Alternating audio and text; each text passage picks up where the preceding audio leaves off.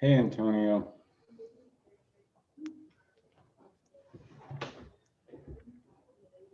You're on mute, Antonio.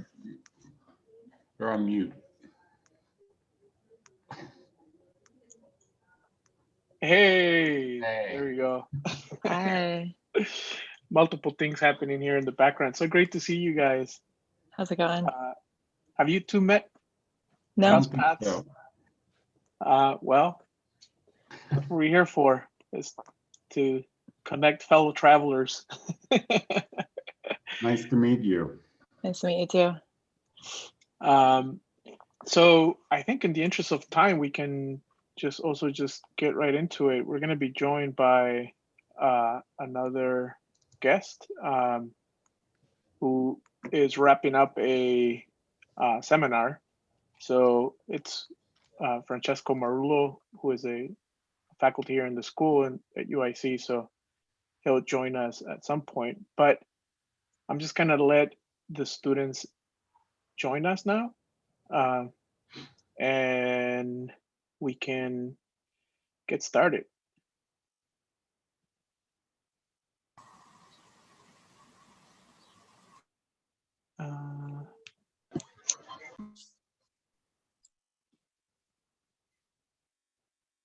Hi, everyone. Welcome, welcome.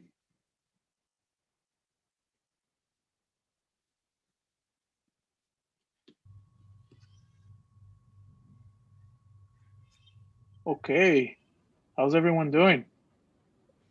Managed to get some rest? Good. You're all, finishing up your second year, so, kind of gives you maybe some experience already to not need to pull all-nighters. So you can all be fresh and look so good on camera as you are all looking, and maybe we can have everyone else that is joining us turn on the camera so that our guest can see you just like the way that you're seeing them. So good to see all of you. Yeah. So here we are. We made it to the end of the semester and the final review. So it's been quite a year, I think, for all of us. But maybe we can just start the review by congratulating everyone and on getting here. We'll talk about your work in a little bit, but at least we can start the review by really commending all of you for just your dedication and your commitment to architecture school and breaking through even some of the challenges that we've had to go through together in the School of Architecture here at UIC with this whole online teaching and having to be remote. I want to go ahead and introduce our two guests. We are joined with Ingrid Schmidt, who is coming back after the midterm, or having seen the midterm. So I'm really happy that she's able to come back and join us. As you might remember, Ingrid is a multidisciplinary designer, instructor, curator, based in Cincinnati, but I think transitioning, right, Ingrid? Yeah, I'll be a two-city person in the fall. Okay. In Lexington and Cincinnati. Cool. And she's a co-founder, one of the co-founders of a multidisciplinary design studio called Sub Studio. And Ingrid is currently teaching at the University of Kentucky School of Interiors. We are also joined, and I'm really happy to have Jin Jaminet, who is an assistant professor at the school at at Kent. I always try to Kent State University, College of Architecture and Environmental Design.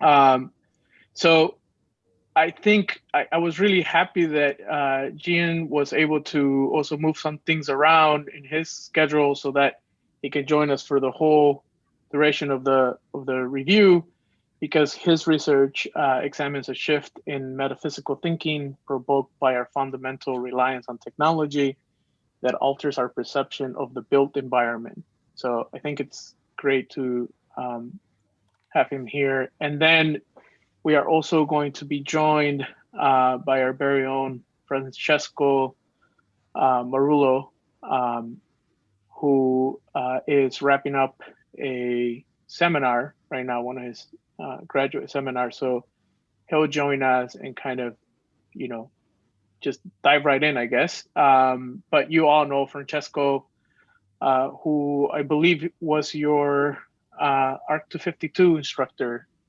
this semester.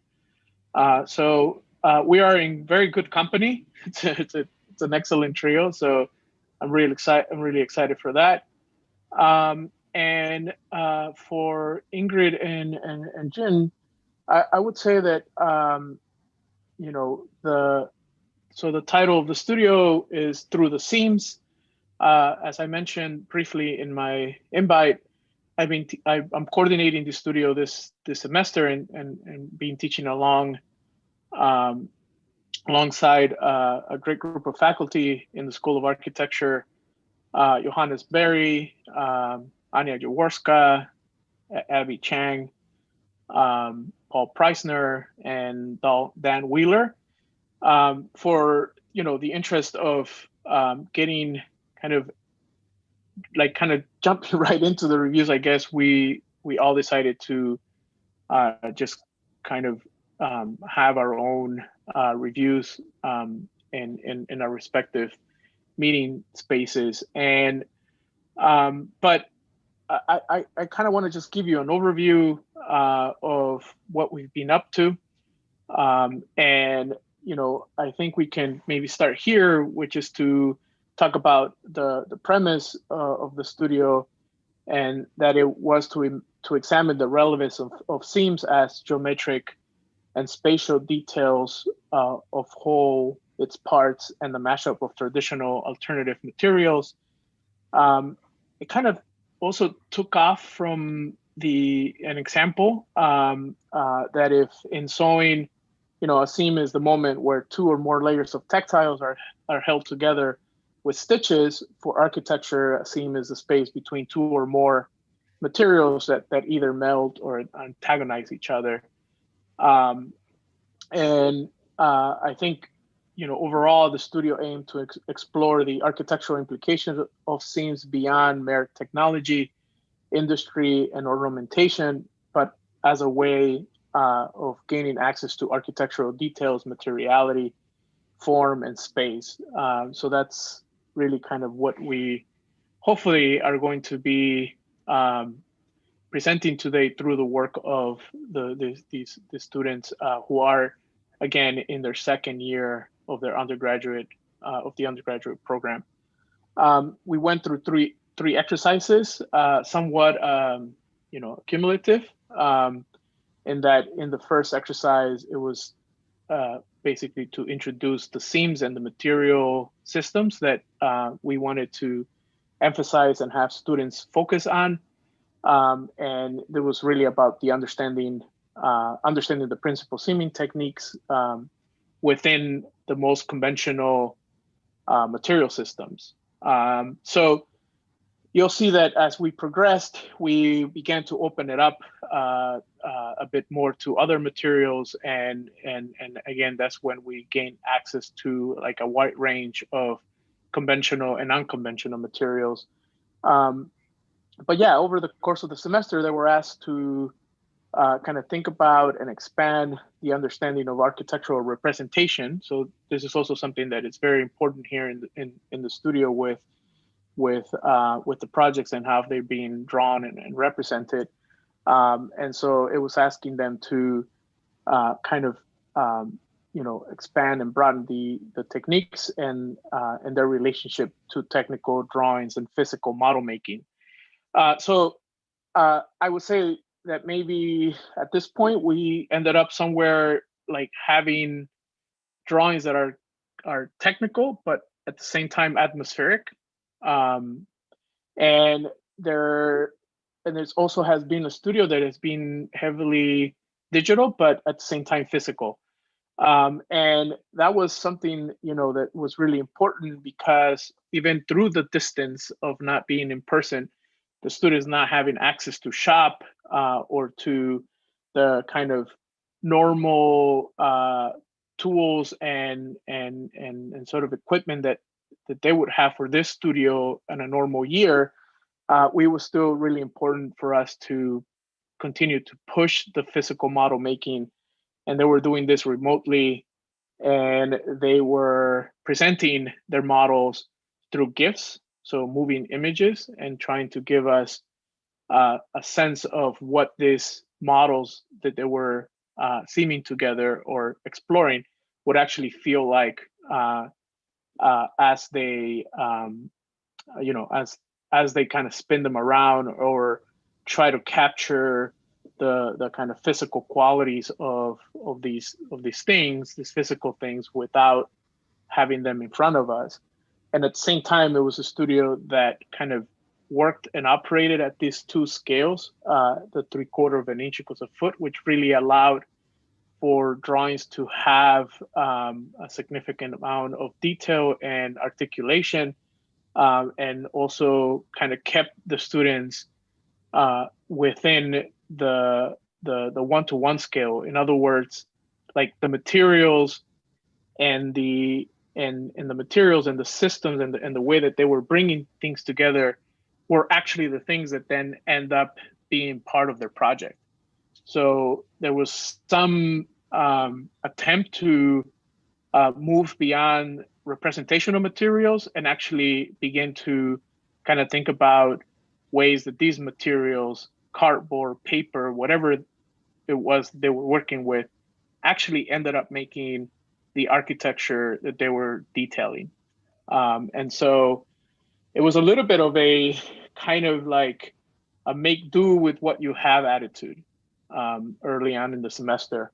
And so just kind of quickly, just to go through some of the graphics that we were using and also the list of conventional seams and materials. So we did wood, we did metal, and we did textiles. And so right away, it was about focusing the explorations at the kind of 1-to-1 scale, the actual way that these details and physical models had to be addressed. Obviously, a lot of them didn't have, most of them didn't have, again, like an excessive amount of tools, but they were asked to sort of come up with their own way of dealing with metal, which was kind of one of the hardest ones, right? But there were just many ways that they can figure out how to bend and produce, their desire early details. It was also, I think we also discussed just how a seamstress can produce complex pieces of clothing for bodies from 2-dimensional patterns of fabric that are stitched together. Buildings are also made up of multiple material parts that must be joined together, and how these architectural seams are essential and can be further explored in a larger architectural intention. And so that was kind of like the what they were asked to produce and what they were asked to take into account in the first project, and super simple traditional seam types like the lap, the bound, the standing, the dado, the biscuit, the groove seams, and obviously those kind of I guess translate or cross over into other material categories. And then just quickly showing, I'm just going to go through a series of slides that kind of show the work that was kind of done within these exercises quite briefly. But as you can see, hopefully you can see the GIF plane. Is that coming across? But yeah, and just the drawing type. So just, I don't know, this is more like a visual catalog and record of like the drawings throughout, not just in my section, but throughout the various sections with the other instructors. So again, project 2 was about, we titled it Discordant Seams, and it was about clashing materials that merge or antagonize each other to produce articulated surfaces. And then it continued to push the explorations of seams towards the articulation of surface and detail. And we describe surface as that surface in architecture refers to the overall shape, size, and pattern of a wall, floor, ceiling, and roof. And a detail in architecture, on the other hand, can describe how a surface is broken down, its texture, and the manner in which materials are applied. So again, just a kind of series of examples of the way that these models that they were making in their homes were presented to us, and like trying to capture the physical qualities of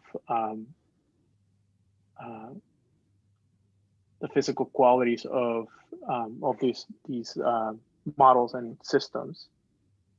So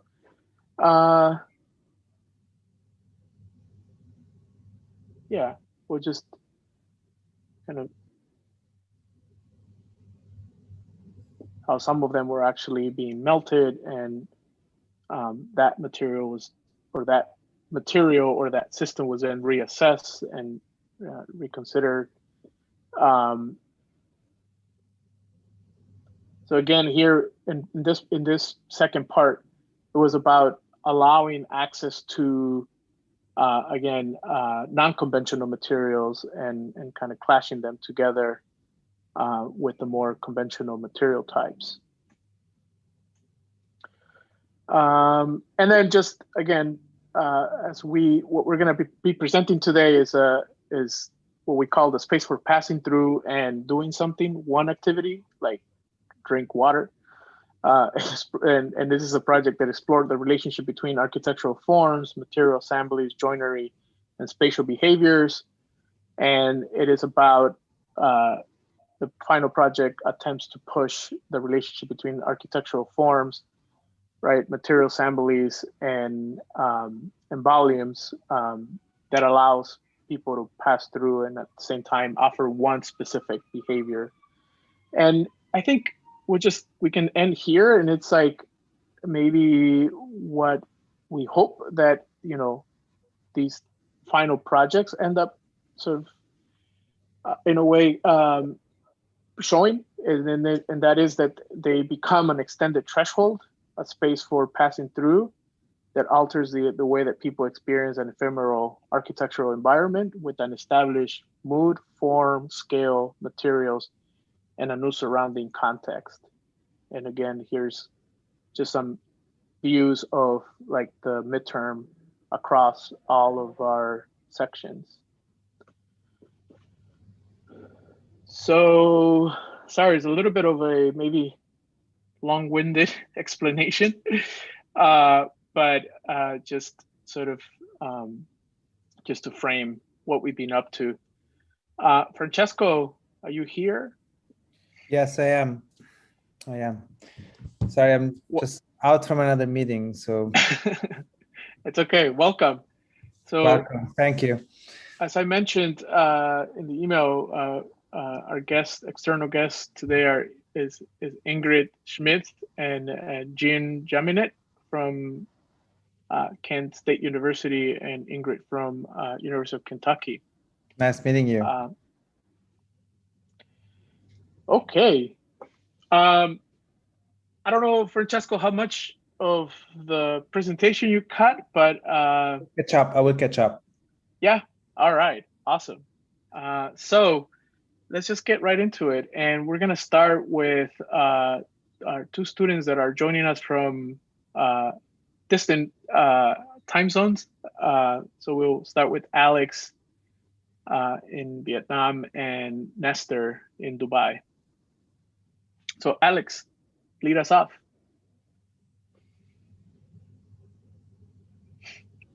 Okay. I'll share my screen right now.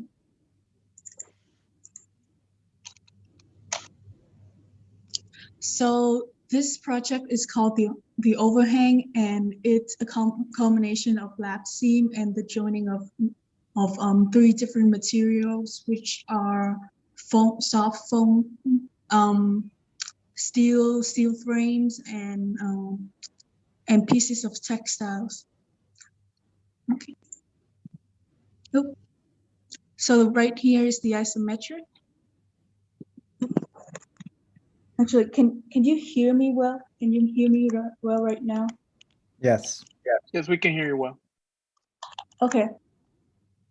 So this project is about a place for passing through, socializing, and reflection. And it's comprised of three main materials, which are soft foam, metal bars, and thin pieces of fabric that draped over the thin frame. And the piece of textile is flexible and can be pulled and pushed in many different directions. So the main tower in the back right here is cushioned right under here with pieces of foam wrapped around layers of overlapping pieces of metal that are tied together using nails and ropes. Right now, there is not a very clear view, but going on to the details, it will be a bit clearer. So the frames are meant to represent minimal interruption towards people's circulation throughout the project. The pieces of fabric are draped over the frames and are transparent in order to allow a certain levels of see-through from one point of the project to the end to connect the line of sight from people from different parts of the project while still maintaining a certain level of barrier in between them.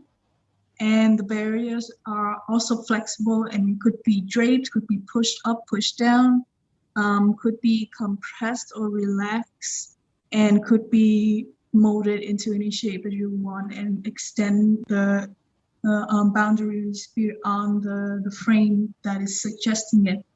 So the textile reacts differently with lighting during different times of the day, where it may appear dark and reflective and see-through during the day due to direct sunlight, while at night it absorbs smaller amounts of artificial light from different sources of light in order to be illuminated from inside out.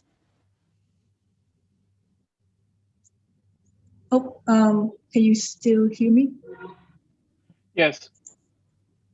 Okay, so this is the plan of the project that is cut right through the stacking of the foams in the center of the material that I was talking about. That is layered with pieces.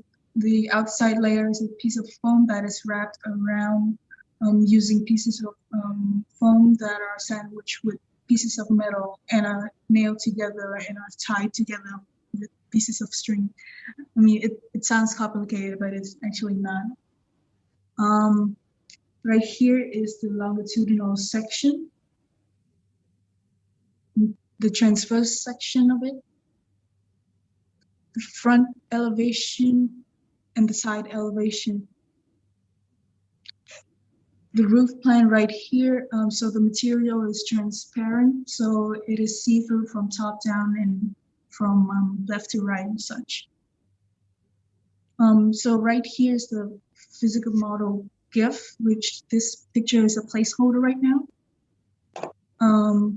The plan detail, which is the piece of foam that is sandwiched in between pieces of metal. In the section detail, you can see clearer how it starts to drape over right here. And there's piece of nail that is going through this.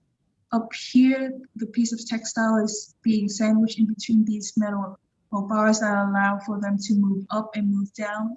And that kind of creates that flexibility that allows the material to be malleable. This is the exterior perspective as seen from, say, a person walking towards it. And this is the interior perspective if one were to experience these spaces from within.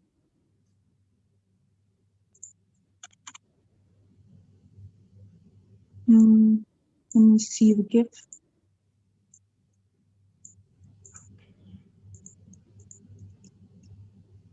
So this GIF would be where the piece of textile is sandwiched in between the pieces of metal, and therefore the way that it is pushed up, pushed down, and it starts to fold, or creating shapes.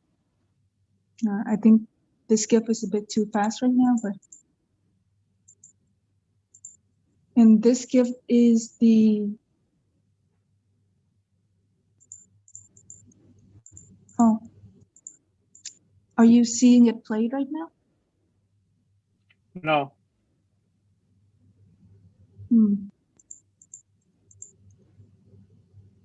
Oh, come on. It's okay, Alex. I think we could. You have it there. I don't know. I can maybe try to make a live presentation on it. So the way this thing works is you can kind of envision it similarly to a shoe, I guess, or I don't know, I guess a corset, as my sister likes to call it. When this piece of this string starts to tug on these foams that are being wrapped around these sheets of metal, it actually allows the metal to bend much easier. The metal in here are actually meant to reinforce it to be able to stand, while at the same time it is flexible and easily to bend due to how the pieces of foam are draped around it. So you're not necessarily draping it. You're not necessarily pulling on the metal, but you're actually bending on the foam, which allows for an easier way to pull it. Kind of sad that the GIF didn't play.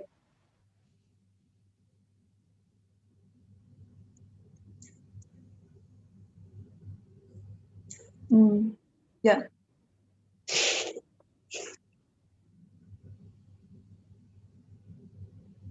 Antonio, do we have a Miro link, or we just see the PDF? We just have the PDF, right, from the students?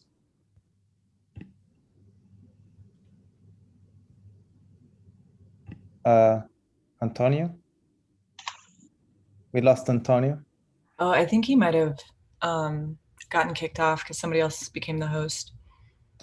Freedom. Freedom. The boss is gone.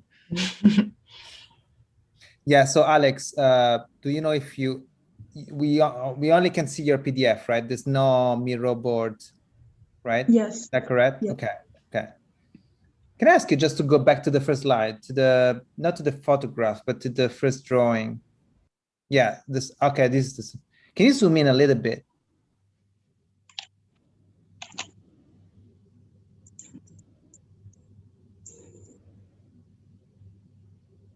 Yeah, more. Can you just go almost to the detail? Just so I'm curious to see the drawing. It's a pity that we cannot explore the drawing, because there is a very beautiful drawing.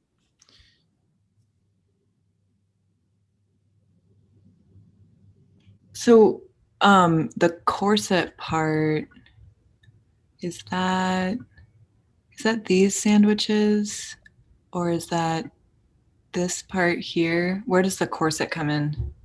The bottom part, the base of it. Oh, okay. Oh, okay. I see that. Yeah, when you had the live demo, it was actually kind of helpful. I think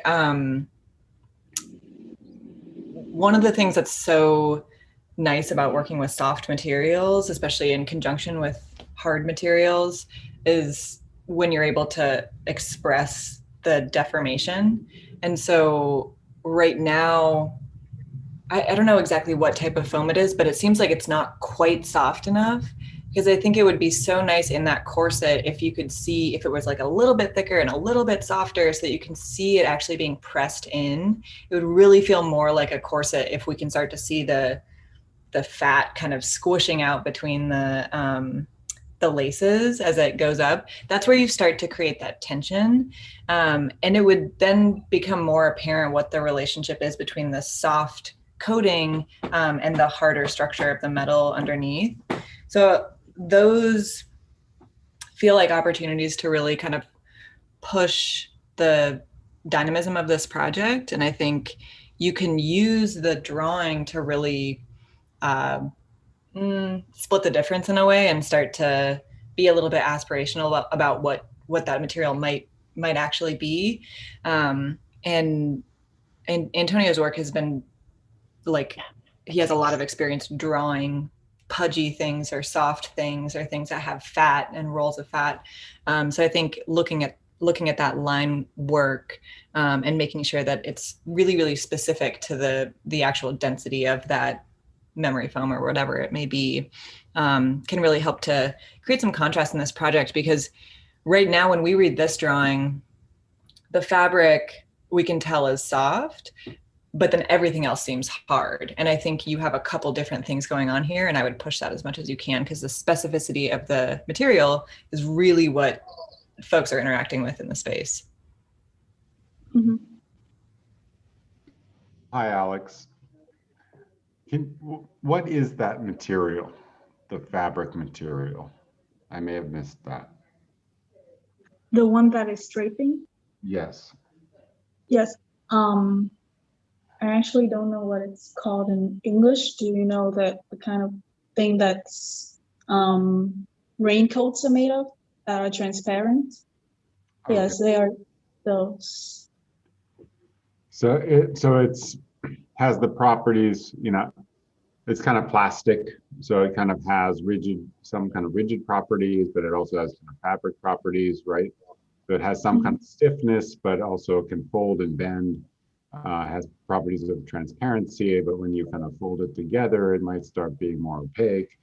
So I think kind of allowing the project to begin to express the kind of multiple material qualities of that fabric, would help to kind of push the boundaries of the project. So right now, the project is kind of a structure and skin project, right? And you kind of have the kind of frame, and then these elements are kind of draped on top. And what I like about it is that it's kind of loosely draped, right? It's not tight, it's not kind of really kind of folded, right? But it's kind of loosely draped. So I kind of like the messy quality of that. But it would be nice to see to kind of explore those other kind of potential material states.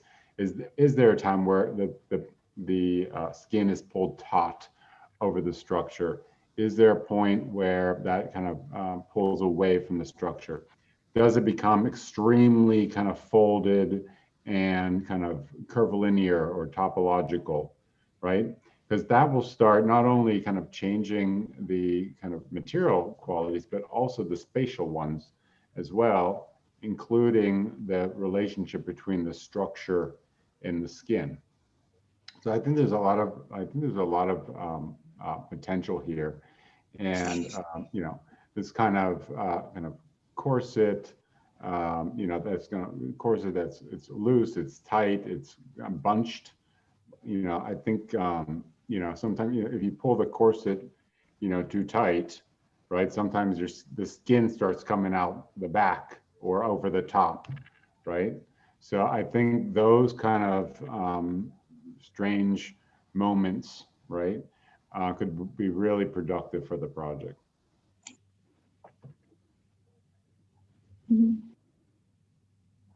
Alex, I'm not sure if I understood it well, but can you tell me, so is this surface floating?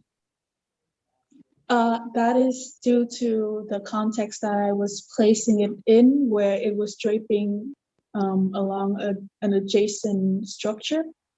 So that is just a leftover from the model. Like I really like the, textile still has a gravity. And so I'm wondering if, those moments where, yeah, when a surface is hanging between two points could be, could become a part of your spatial intention for the project itself. Meaning, you have this sort of curtain that is hanging from 2 points, and so you can lower it down, you can rise it up, you can let it flow, right? You can expose it to the wind, right? And so I'm wondering if, at the moment, for example, when you do this thing here, right? In order to do this thing here, you need something below, right, that prevents the textile to fall down, right? So there are parts of the project that I think are extremely poetic and very beautiful, but at the same time they're in conflict with they revealed a conflict or a contradiction between the flexible nature of the textile and the, let's say, the structure itself, right, that keeps the project standing. And so I would try to dose those, man, because some parts are really, really interesting. Another part that I don't understand is what's happening up here when you have this, like, let's say, this sort of a strange edge at the top, almost like a, yeah. What is this? That was due to the midterm where I was using the way that the fabric start to press together with a piece of fabric nailed together, like you can envision a pie that's being pressed on the edges, and that part kind of sticks over here just because it's an interesting moment and some professor liked it. I see. Transfer. I see. No, I mean, I generally, of course, it's the first project, so it's the first time I also see the studio. So generally, I think it's really compelling proposal. But maybe something that I could maybe, I would love you to elaborate more, or perhaps improve, is really the tension, right? This corset, right? The mechanism that pulls the fabric, right? It seems at the moment that is almost like an autonomous machine, like a mechanism that stands there and it's pretty static. Whereas maybe the fact that you can pull and release those tension should be part of the project itself. And so at the moment, it's really treated almost like a surface, like just a partition wall or a vertical surface. But what if this act of pulling and releasing is actually part of the program? Maybe there is a way to getting into the space or getting, actually, I don't know if somebody already asked, but where's the water? There should be the drinking fountain, right? Somewhere, or not? That was just the third exercise. Okay, okay. Sorry. Just an example, Francesco. Sorry, of like this single activity. All right. Okay. Okay, but this doesn't change my question. My question would be the act of entering into, for example, into this area, right, or getting in and out, for example, might trigger or might be connected to a release or let's say of tensions, or let's say an accumulation of tension. So basically pulling or releasing those ropes that then puts in tension the fabric or not. And I think that would be fantastic, because then according to the movements of people, this entire machine moves and this entire machine compresses and expands. And that's what is suggested from this part. Sorry, I just sketched all over the place, but so to recapitulate, the gravity and the movement of the textile fabric, the contradiction between the structure and the flexible and the flexible, let's say, nature of the material, and then finally, which I find extremely intriguing, is really where the force is applied. That's a good way to say it. When the force is applied to a surface, right? What are the effects? How can I interact with those forces? How can I control, manipulate, measure, right, the expansion and contraction of this, movable, dynamic building. Overall, very interesting proposal. Thank you. And just in the interest of time, we'll continue the conversation with the next student. But I also have to apologize. Somehow, I couldn't have access to Zoom, but I'm glad that the whole thing didn't collapse. But Nestor, I'm not sure if you guys had also, Nestor, can you go next? But to our guest, if you guys had any questions for me, I couldn't really hear or like do anything for like most of Alex's review. So apologize for that, but I'm back. Thank you very much. Should I start, Professor? Yes. Yeah. So my project is based on the box joint scene and revolves around the concept of an oversized box joint where the fingers are elongated to create a structure where people can walk through, as well as converse with each other at different heights. So this is the project. Yeah, so this is my isometric over here. You can see that within the project, at certain moments, I have areas or voids where the ground is lower. I have different sections within these within the project where people can walk through whilst experiencing the box joint and the arcade of like columns created from the elements in each structure in the structure.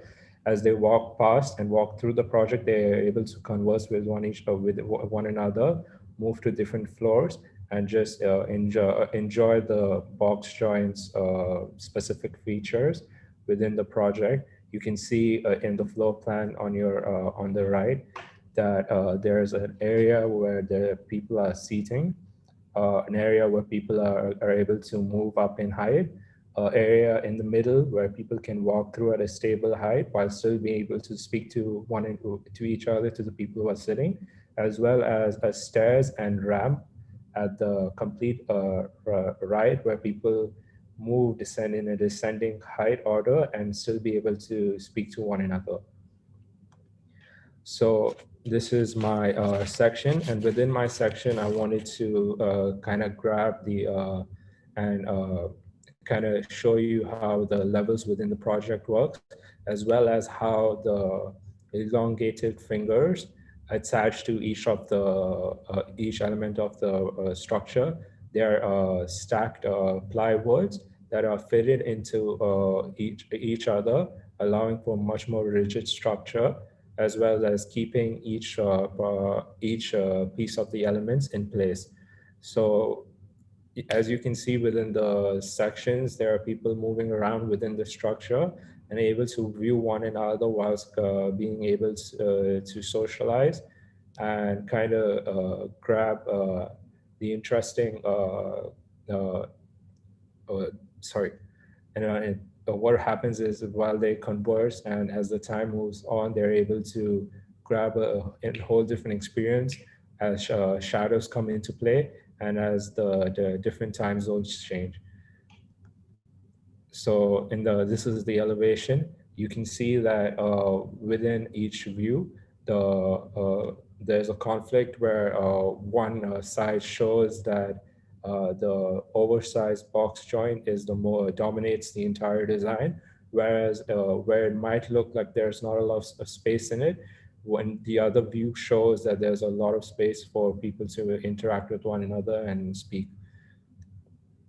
And the roof plan over here is to again show how each of the elements are connected to one in each other. They are fitted to one of each other and move slightly to give small pockets of light to pass through and small sections and also to differentiate each section within the structure.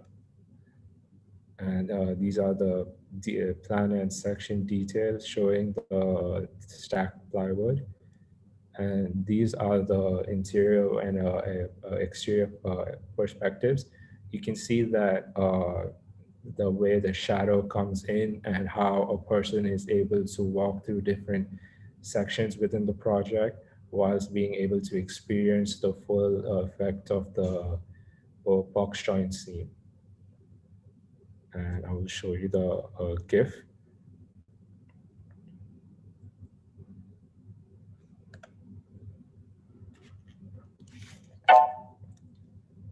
Sorry, just give me a minute.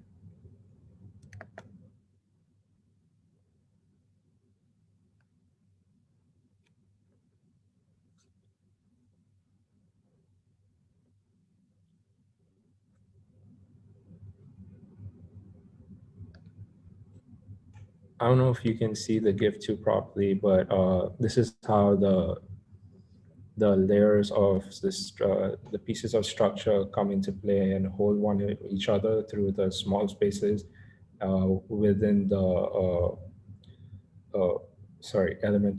elements of the structure. Cool. Thank you.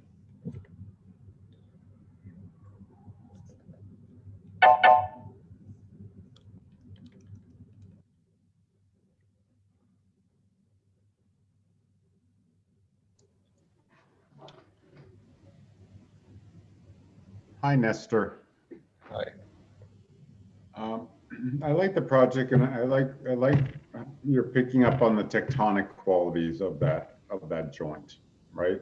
The way that kind of fingers kind of intersect one another, right? It, you know, it seems very kind of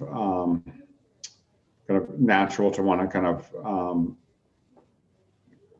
intersect these kind of horizontal and vertical components, right?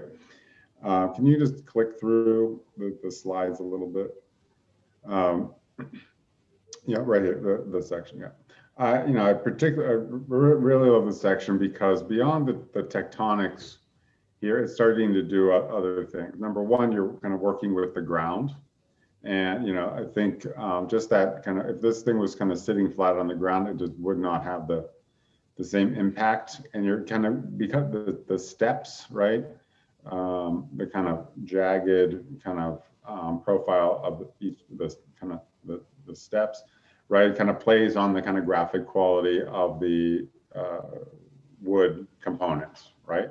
So what I like about this section beyond the kind of tectonic qualities and the ground condition is the kind of graphic quality that is you know, potentially kind of brought out by this by the box joint. So if you kind of click through to maybe one of the other kind of outs, yeah, and you start to see it, and it, go back to one slide. Yeah, thanks. So like you see it in the right elevation here, right? It's starting to get some, kind of almost like one of those kind of Frank Lloyd Wright textile pattern, you know, kind of effects, right? So I really like that. When I look at the other elevation, right, I'm getting this kind of intersecting horizontals and verticals. I'd love to kind of mix those two, right? So it's like all in one view is not one thing, and all in the other view is not another, right? So it's like they're kind of layered in one way, so that you get one view from one elevation to another. So it starts to kind of, you know, kind of simplify the project. And I think if you start blending the tectonics and the graphic qualities of both of these, you know, really kind of interesting qualities about the joint and the material, I think it'd be fantastic. Can you go to the interiors real fast? So in this one, I'm seeing some diagonal seams on the parts. Can you tell me about those? So those diagonal seams are just the intersecting the horizontal elements that are kind of intersecting with the standing erected project. So I kind of attach them together. So those are where the diagonal seams come in, but it's mostly horizontal and vertical attachments. What the view that I was trying to get is someone walking down the stairs and looking straight up to see how the light comes in and what they see from inside. Sure. I'm just wondering about these kind of diagonals because they're creating another kind of pattern, and it's starting to look like the effect of the render map instead of a kind of conscious decision that you made. If it was a conscious decision, it would suggest that that kind of diagonal pattern would start to kind of affect the kind of geometric placement of these components. So there might be some kind of diagonal element that cuts through or kind of intersects. So then you start to kind of create more kind of variation kind of in the project. And finally, the one part of the box joint that's also really interesting, because every time you kind of you intersect the horizontal, they always kind of extend beyond each other, right? But what's really interesting about the box joint is that they're flush with one another, right? So it makes corners, and I mean that's a whole project in itself. But it also generates another kind of graphic effect, right? Because you see the end grain of one and the face grain of the other, and it starts to kind of create that, and depending on the kinds of wood that you use for those, it can start to create other kind of gradients of pattern on the surface. So kind of thinking about the kind of qualities of the material, the kind of properties of the material, the tectonic qualities of the material, and how those start to play off of one another, I think is a really interesting aspect of your project. Thank you. I'm wondering if what's the role of the ground in your project, Nestor? I wanted also to ask this to Alex before. Like, for example, you could have used the finger structure also to stabilize the project on the ground, right? Whereas you specifically chosen, you have specifically chosen stones or, so I'm wondering what motivated this choice, but also how you integrate the seam, like how you integrate this very rigid structure with the stone. That would be my first question. Whereas, for example, if you just look at this, let me just do that. Yeah, if you look at this structure, this could be really easy to also be replicated on the ground, right? You could have also used the same structure to make the steps and the layering of the ground, right? To have the same, let's say, pattern. And then the other thing is, every time, like, for example, I really love the way you attempt also to create some cantilevering parts, but I don't understand how you use these elements. So I'm wondering if, for example, there is a way, or there could be a way to even articulate the structure in a more interesting way, meaning to use elements, like to have, these sort of, I don't know, fingers that interact with each other, also as a way to, for example, pull weight or pull them down, and so to rise other parts of the building, and so to create a counterweight to support larger, cantilevering parts. All your structure looks pretty simple. It's basically a table structure, right? You have two vertical ones and then horizontal one, right? And where maybe precisely because you have these systematic systems of, legs, right? Distributed legs, you could also use them in even a more structural way to support larger spans. So at some point your structure can also become crazily, something like that, because, it's pulled down by this structure, which is anchored on the ground, for example. So yeah, my two questions would be the ground and the way you use this pattern and the seam between the pattern in a structural way. So when it comes to the ground, the reason, the way I kind of saw using the ground was just to create different heights and a space where people can speak to one another.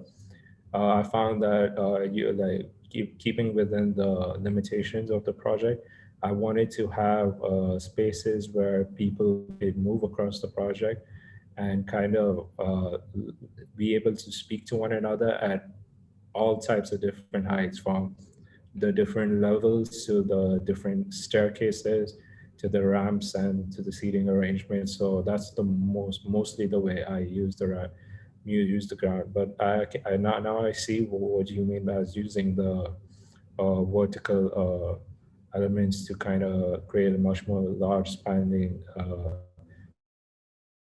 spaces, as well as what it can probably assume when it's replicated within the ground to create a much different space. That didn't really occur to me while making the project, but I'm glad to see that. Okay. One of the other things that this is really good at is slowly building up shadows, and you're seeing that in the perspectives that you're creating. And I think it'd be nice to see a less hard start and stop for this project in terms of the plan and elevation. Mm-hmm. I think you have the opportunity to asymmetrically kind of peter out into the landscape. And when you look at the project, the first image that you have, the perspective that's from the outside, it's very clear the project bounds because that's where you have the cobblestone start and stop. And I would encourage you to think a little bit more fluidly about how you approach this since it's an outdoor pavilion. The other thing that I think would be really helpful for this project is to go into isometric view and cut serialized sections through the project that pass through orthogonally and make a GIF of that, because your project is so much about opening and closing these small kind of human-sized spaces. The way that you're communicating that to us very, very well is using entourage in a really specific way. The postures are really specific. The sizes of people seem mostly correct. There's some consistency with the scale figures that you're using. And it's so important for your project because the spaces are tight. You're making them human sized essentially. So you really have to prove that they work. Because the first thing I thought when I saw your project is, oh my gosh, why is it so small? And then you show us that you're digging into the ground to make these specific human-sized spaces. So I would bring the people into those serialized sections if you can as well. But I think that would be a really nice way of concisely explaining this project in a really clear way. Great. Awesome. Thank you. Thank you, Nestor. We'll move on to Dominic, I believe, and then Molly.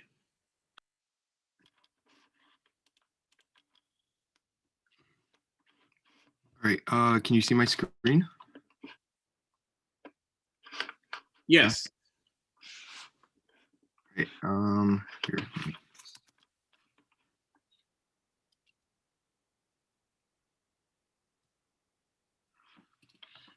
All right, so hi, I'm Dominic, and I titled my project Undulated Podium, as it is a space for passing through and giving a speech. I worked with 3 different types of seams in my project: a lap joint, a blind dado joint, and a click lock joint. And as I mentioned before, this is a space to pass through and give a speech. It's made from materials such as wood, plaster, laminate flooring, and resin, where each material comes together through one of the 3 seams that I use. The wood can be found in the frame of the volume and also in the railing as both the angled lap joint and the blind dado joint. The laminate flooring and resin are seamed together as a click lock joint found in the floor of the stairs. And the plaster is formed into tiles found along the walls that come together thanks to the angled lap joint built into the shape. And more to the experience of the volume, a person could walk through at the bottom of the structure near the creek, up both sets of stairs and onto the stage. The volume creates a unique relationship between the speaker and the audience, as it allows for the speaker to have a 360-degree view of the audience, allowing them to face any direction. And the audience can sit anywhere around or on the structure and still have an equal view of the speaker as anyone else. This is the cut-through floor plan. Here you can see into some of the inside details of the volume, such as the wooden frame and the laminate flooring. And you can also see a cut through the topography, which is visible in the light gray area at the top, since the structure is built into a hill that sort of follows the angle of the stairs in the volume. In the longitudinal section, you can see more into the seams of the structure. Here especially, you can see the plaster tiles along the wall. And in the transverse section, you can see more of that like wooden frame. The elevation drawings show how the ground around the structure begins to rise and sort of forms this hill shape around the volume. And the side elevation shows more to that. You can see how the ground is the lowest in the front of the volume and gets higher in the back, sort of following that like middle staircase. And at one point it reaches the top of the structure. Here in the roof plan, you can see where the ground changes and how the ground increases the most near the volume and how it stays most flat around the pond. And with the physical model, I wanted to represent a small portion of the wall where you can see how the plaster tiles join together and that sort of simple wooden frame. And my plan detail is sort of similar to the model. It shows a small moment of the wall and how the seams and materials come together to create it. And in this detail, you can especially see the two different seams that I used to join the wood together. And here in the section detail, it sort of does the same thing, but you can see sort of how like that top of the structure becomes that stage for the person to come to the top and give the speech. And in the exterior perspective, it shows an angle of the front of the volume and how the ground follows the shape of the structure. And there is also more representation of the seams used in the wall and the railing. And in the interior perspective, it shows a view of someone sitting at the back of the structure, looking up at the speaker and listening to what they have to say. And here you can also see more of like a close-up of that railing. The GIF.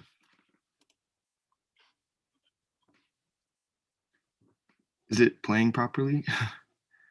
Yes. All right.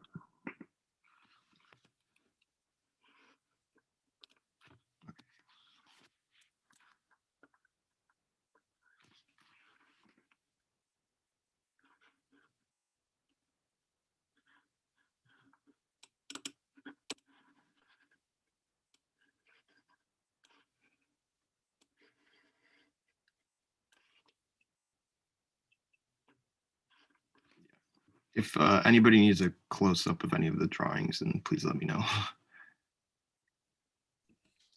Can you go, yeah, can you zoom in on the last image? On the one we're seeing now, but can you zoom close?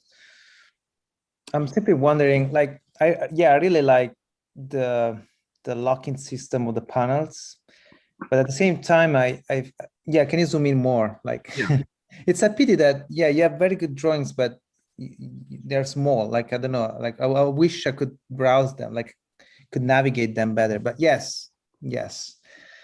Nice. So yes, I really love the way these interlock together. I think it's super, sophisticated. But at the same time, I'm wondering why not declaring them, especially in the corner and in the steps. Like, for example,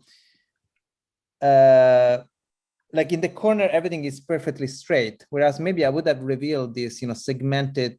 Oh wait, I'm not drawing anymore. Like, I really love this, segmented part, right? That is, really it's the oddity of the element, right? But then at the same time, that might become almost like a decorative or ornamental motif, right? That is declared at the corner itself. So usually the corner is the most difficult part, right? So I mean, if I really want to be picky, I would ask you, why didn't you develop, the seam precisely at the corner? I would like to see how these two tiles connect at the corner. But I think the most difficult or maybe problematic for me is the step itself, right? Because the step, perhaps you could have found a way to, sorry if I'm sketching already, but you could have found maybe a way to articulate, the seam, the half of the panel could have corresponded to a step. Of course, you don't respect the real height of the steps. We all agree on that, but wouldn't it be beautiful that basically this panel would correspond to the single step, right? So basically, all the structure, right, is conformed or structured along the same modules, right, vertical and horizontal. First thing. Second thing, I want to congratulate with the program. I like the program. Like, I think it's an important program. At the same time, though, I'm wondering why you wanted to have a podium and then a space below the podium. I find is there a specific reason for that? Like to have it as a gate, or I mean, what is the what's the special intention to create this moment of passage? It's because you need to create you have to create a threshold that because was part of the brief, or was there any other intention that you wanted? I guess it was mainly just to add more like flow simply through the volume rather than like you could move around like the volume on like the hill possibly. I wanted to add like the hill kind of came about after I made the stairs. So because of the stairs, I like the hill kind of follows that same shape. So I like that it follow like the hill is created because those stairs are there. Otherwise, I don't know if like it all would have came together the way it did. But I liked having that like extra, like, yeah, I guess it is like sort of like this like tiny tunnel that like you step down like through or up through, whichever way you're crossing through it. I have to say, I really appreciate your answer because, you know, by doing that, basically you are also somehow manifesting that the speaker and the audience, they don't have a one, like there's not an hierarchy almost between the speaker and the audience, because basically you can constantly revolve around the speaker, below and around it. And so by not secluding, let's say, by not opposing a podium versus a hill, but actually making it sort of porous circulation around it, I think you are somehow providing a monument that can be appropriated and used by everybody, right? So very, very beautiful. And I think, yeah, it was a deliberate choice. That's precisely what I wanted to hear. Yeah, thank you very much.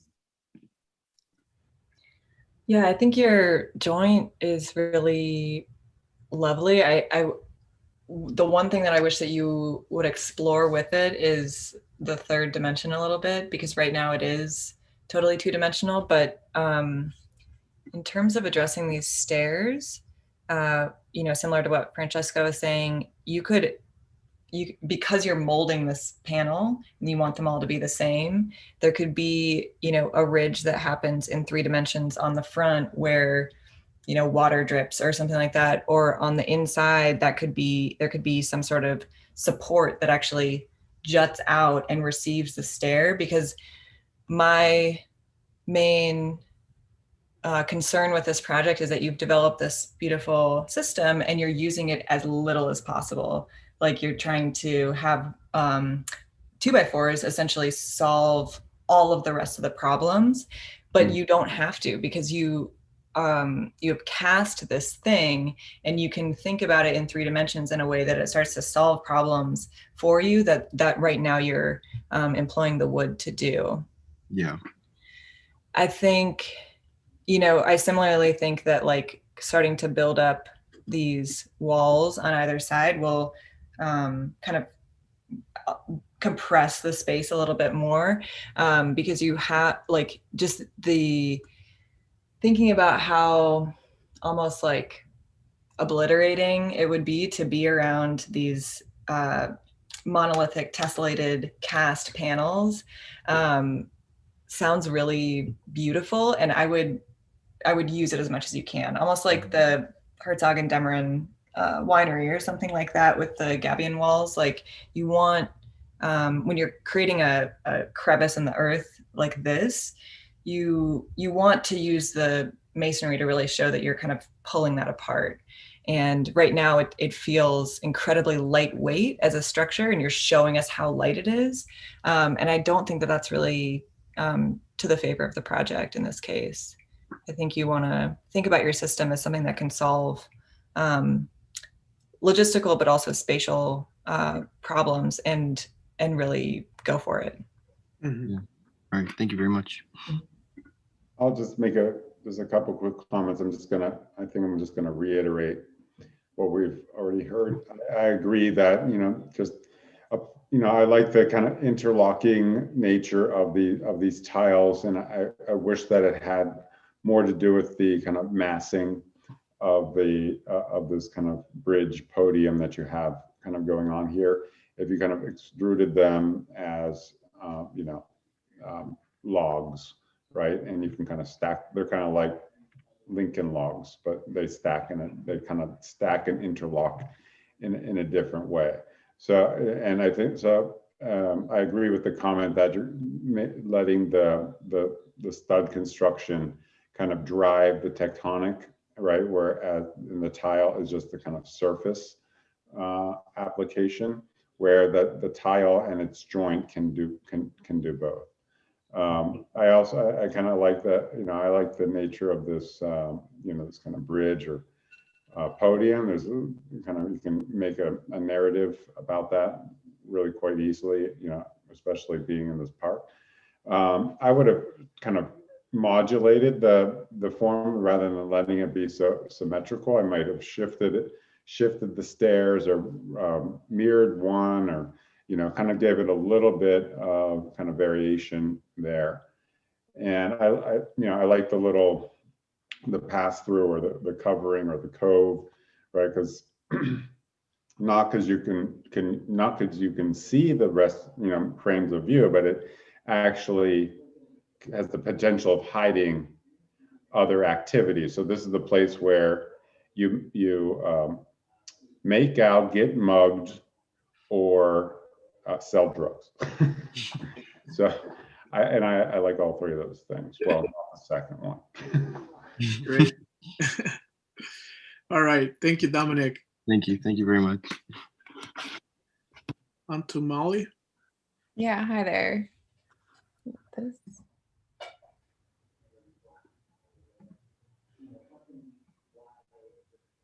All right, let's see if this works.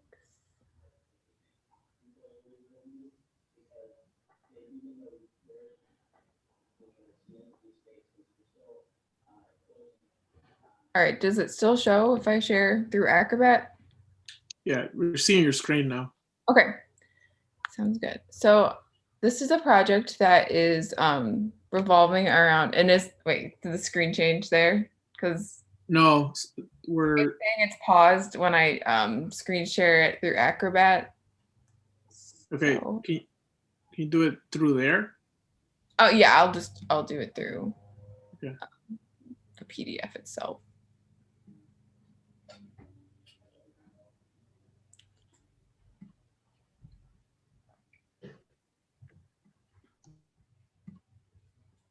Sorry about this. All right. So this is a playful space that's for coming in and hopping on. The hopping is done to further understand these unique figures that are composed of both plaster and wood arranged throughout the space. The perception of mass is altered and inverted as the slender wooden supports these abstracted tumor-like plaster forms. The contrast between these forms creates a new seam as the plaster encases the wood. And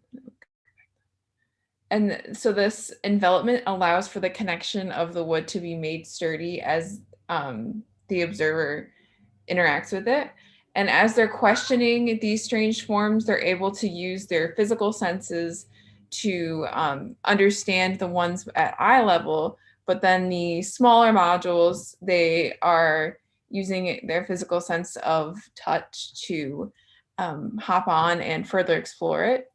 So overall, the playfulness of the entire space is reinforced by a dado-seamed synthetic piping that is filled with a synthetic vegetation that creates a contrasting material, and also is an implied barrier between the interior and exterior of the space, so that those from afar can see the questionable masses held within. So I will show the GIF, because the GIF is really what drove this project, I would say. So we get this.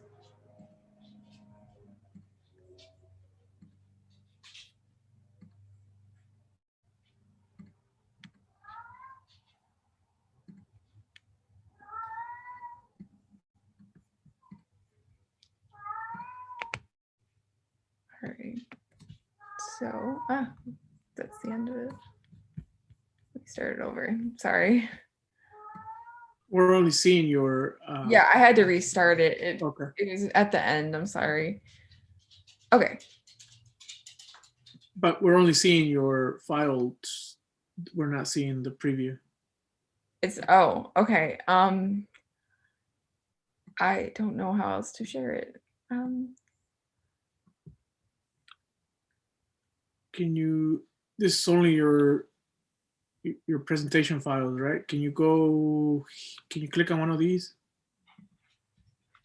What is this? There you go. Here we go.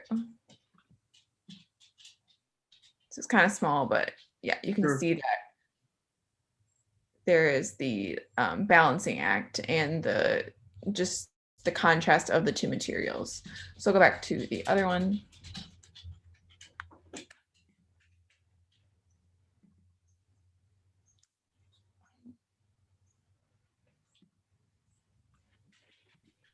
Sorry, Molly, can you share a drawing or the larger drawing? Going back to the drawing, I'm sorry. I don't know what's going on. No worries. Okay. Yeah. All right. So let's share this again. Okay. Let me get it back in full screen. Yeah, which drawing can I show you guys?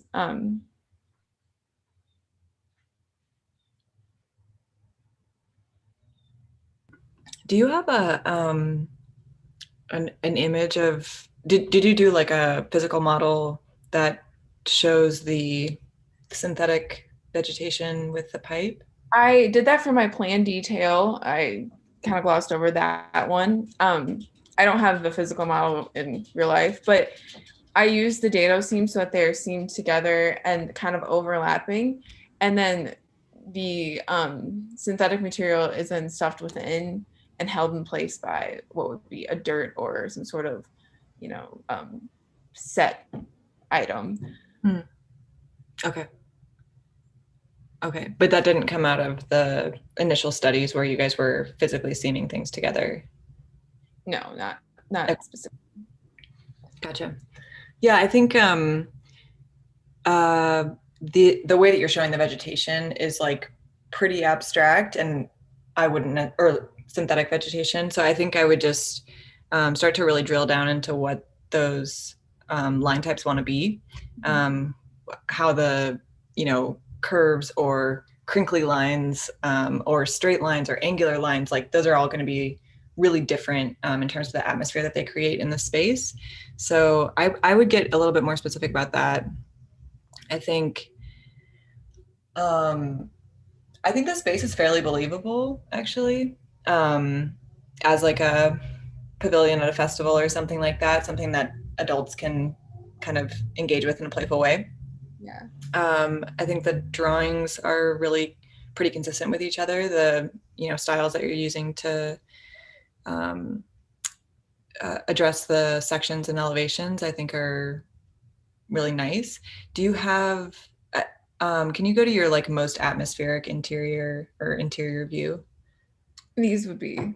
Yeah, I think you're so heavily stylizing these that we don't get to understand the shadows as much as we might in some of the previous projects that were more kind of taking render information from Rhino and mashing that up with their own styles. So I might try to filter a little bit of that information in there, simply because that's what's going to show the difference of being inside of the space and outside of the space in terms of how the shadows build up and views are blocked. So I think that could help kind of create this atmosphere that you're looking for.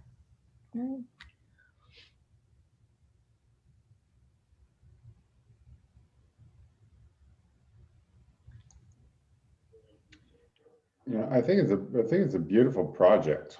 I like the way you're interpreting the dado, and because these objects are so kind of top heavy, right? It's like it's not quite clear that these wood panels can really kind of support these thin wood panels are kind of really can or support these kind of more kind of volumetric blobs, right? And the way they kind of but also the way they kind of one kind of interacts with it. Well, of course, one, what it reminds me of is that kind of Jeff Koons sculpture of the kind of inflatable balloon animal inside, kind of intersecting with the kind of metal trash can. And it's like the two things are completely incompatible material-wise and structure-wise, right? Because if one intersect the other, the balloon would kind of pop and deflate, right? But it's the kind of impossibility of the two, the kind of the impossibility of, or the kind of incongruity of those two kind of incompatible materials that are kind of existing simultaneously. So you should also look at this artist named Charlotte Kingsnorth, does these furniture pieces. And the one I'm thinking of is like, it's kind of a fairly straightforward wood frame chair, but the cushion is kind of punctured by the frame.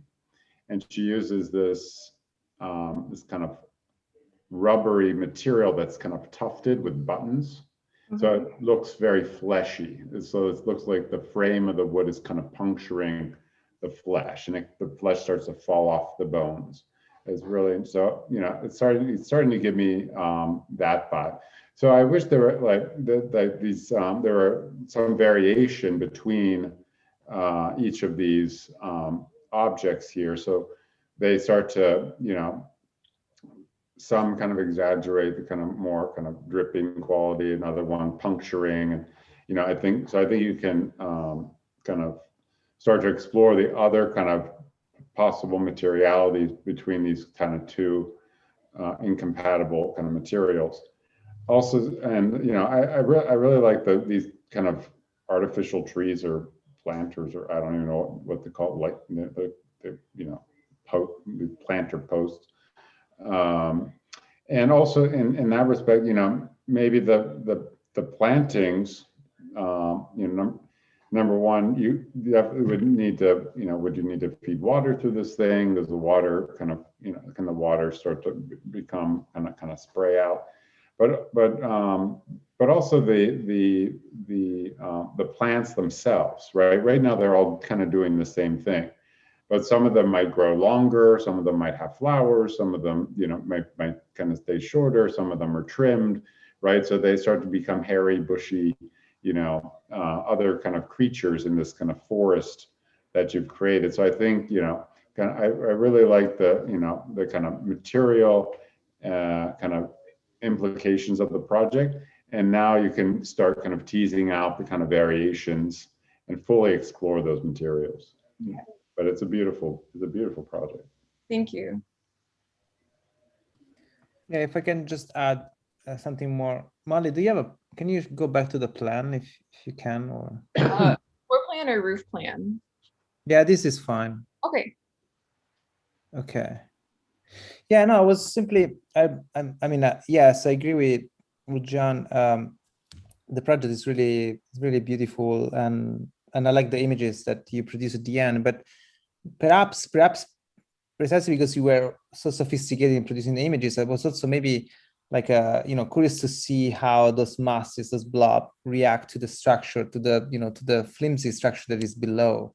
And so I don't know, I was wondering if you could have, I don't know if the studio, let's say, allowed, like for these possibilities, but when you did the test, to have, on a panel of wood, to have this strange mass on top, I would have maybe played, or like more, like for example, intersecting as you did with L shape, with cross shape, with curved walls. So basically altering the shape of the wall below, how the mass above would deform, right? Because of gravity. Again, I think it goes back to my previous comments on the first project.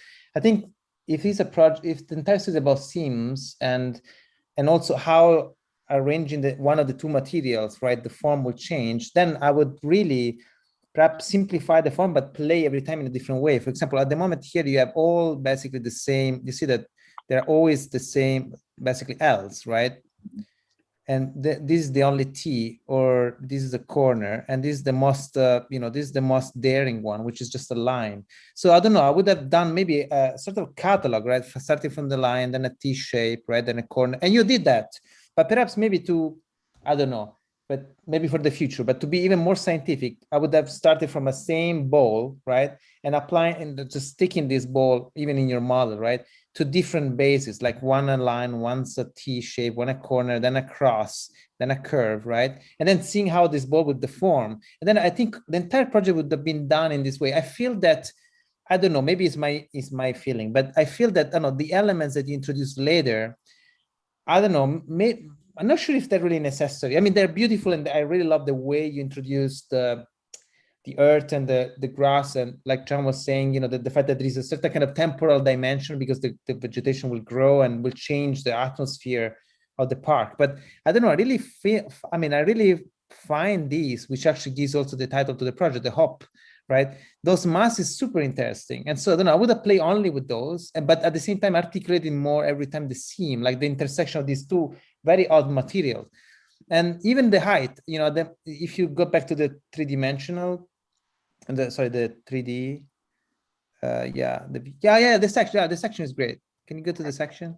Yeah. By the way, the first image is really nice. I really love the first drawing you showed, like the one with the pink. Like I really, those sections are super nice, and I really love, how gravity, right? Like affect this object. So that's why I'm saying, this very strange. You don't know if it's a violent or a soft, intersection. Like it's beautiful, and that's why I'm saying that maybe, to carefully draw, these elements, right, and showing us how they, they play with this bubble on top. I think, I don't know, yeah, because I see that you are really, also the drawings are really sophisticated, so it would have added another layer, right? But yeah, overall, really, really, really congrats. I think it's a very, very well compelling work. Thank you guys. Yeah. Can I just say one really, really fast thing about the section is just because of what you're doing, I think it would be really fun and cute to show how it actually is supported in the ground. Like there could be, because you want to show the footer there, and you could even have that be kind of a figural piece as well. But it would just, I think that would just be so satisfying. So yeah, I have to say, in all the projects we've seen, the ground is always a very odd. It has a very odd role. It's like what keeps everything together, but at the same time, sometimes it's like, for example, you could have also reversed the section, right? And sometimes those blobs could also add as a sort of pedestal, or even be used for the ground itself, right? Like in the previous project, who was that? The one with the wooden structure, right? Dominic. No, Dominic, the previous one, even Nestor, right? Yeah, Nestor. Anyway, good job. All right. Thank you, guys. Abdallah. Right here. Hello.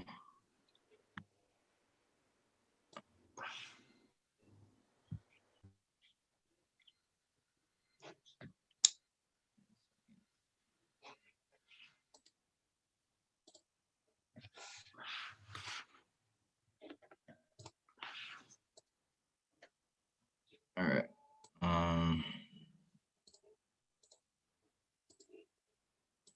You guys can see?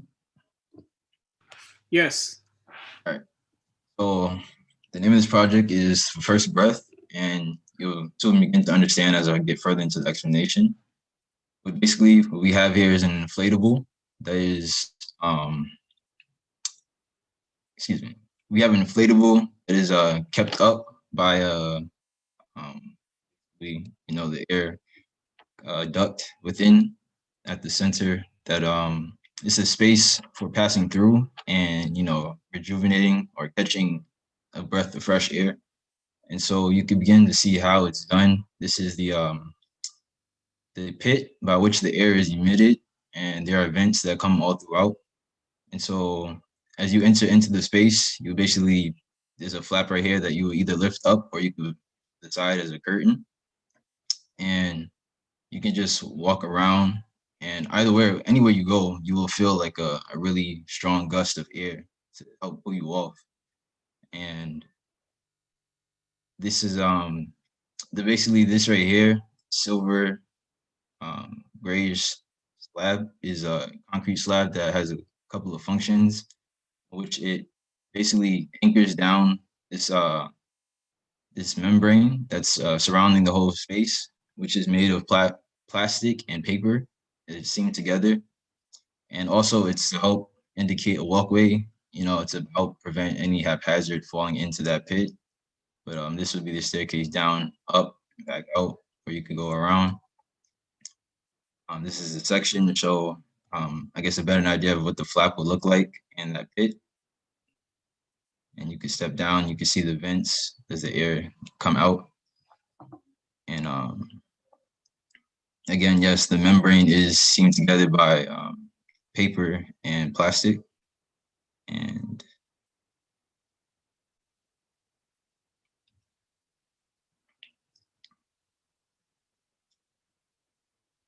so basically the setting of this project would be in a very mountainous or, you know, a rangy terrain, in which that it would be very, I guess, intense with heat.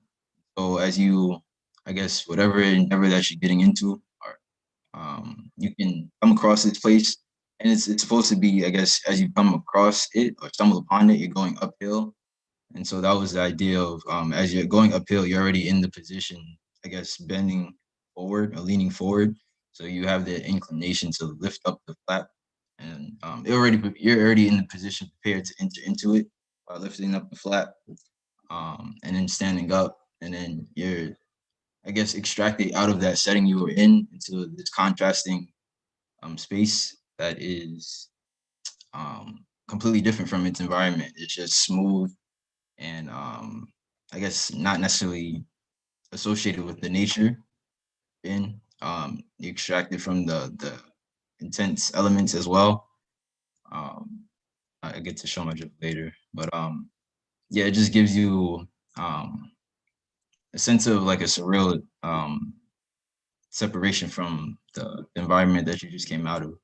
So this right here is the seam detail section. It's just showing you how this the seam works between the paper and plastic. You have panels or sheets of paper that are seamed together, and then you just have a whole one piece of plastic that's being woven together by thread. And to give a better visual, this is a view from like up top. So basically, if you would look up top, from the top, excuse me, down onto this, you would just peel the two sheets of material apart slightly. This is the view that you would see, and just the panel of paper and then a continuous sheet of plastic being threaded together. This is the external perspective, just giving you, I guess, a better glimpse of that environment that it would be in. And interior.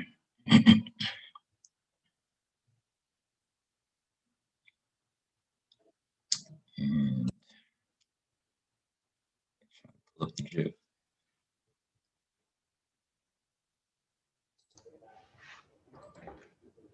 So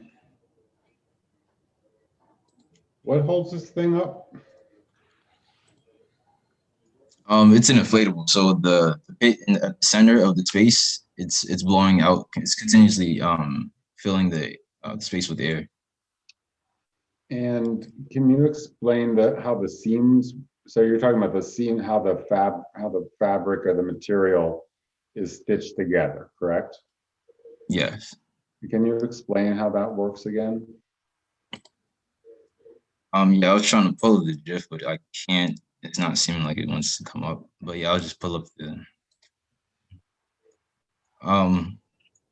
So yeah, basically, on the outer layer is the plastic, and it's just a continuous sheet that goes all the way around.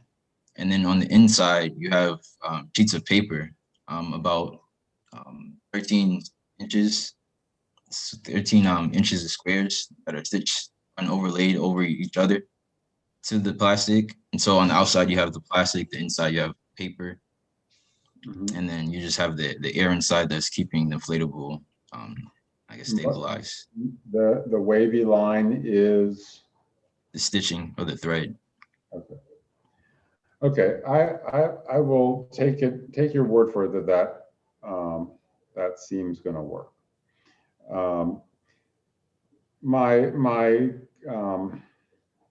I like the shape of this guy. You know, and you know, I like the kind of interior space that it creates. I like the kind of you know, the kind of centrality of it.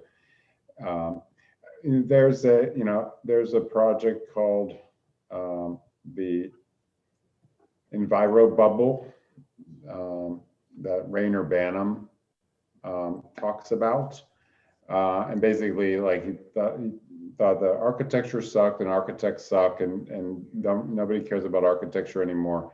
So let's just get rid of the enclosure, and we'll just have, you know, these bubbles that are filled with kind of all, you know, like all the machines that are taking over the buildings, and you know, so it'll inflate the house, and it'll warm the house, and you could put your stereo and your TV in this machine, and it becomes a campfire in the middle of the inflatable.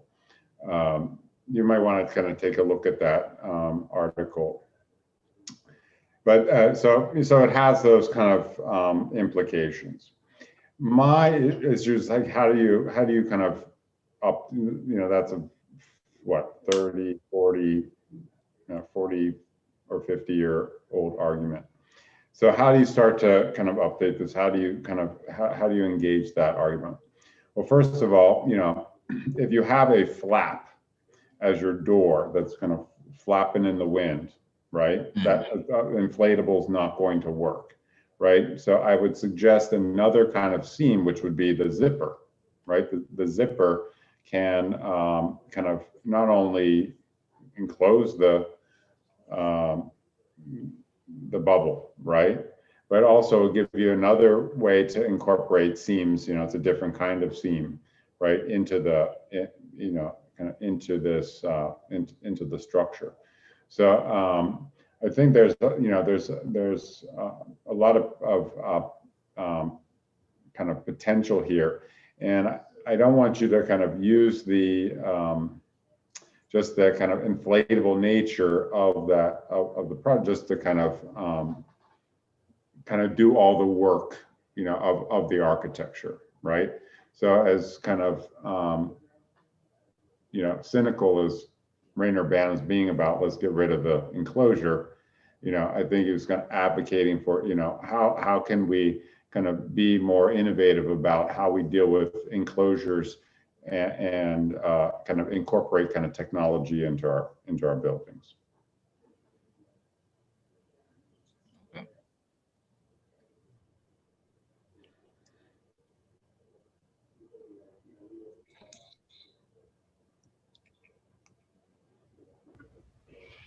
I think one of the biggest like payoffs that you would get with this would be some of the atmospheric qualities. So right now you're showing us, you know, the soft gradient and the grid that really helps to explain the form.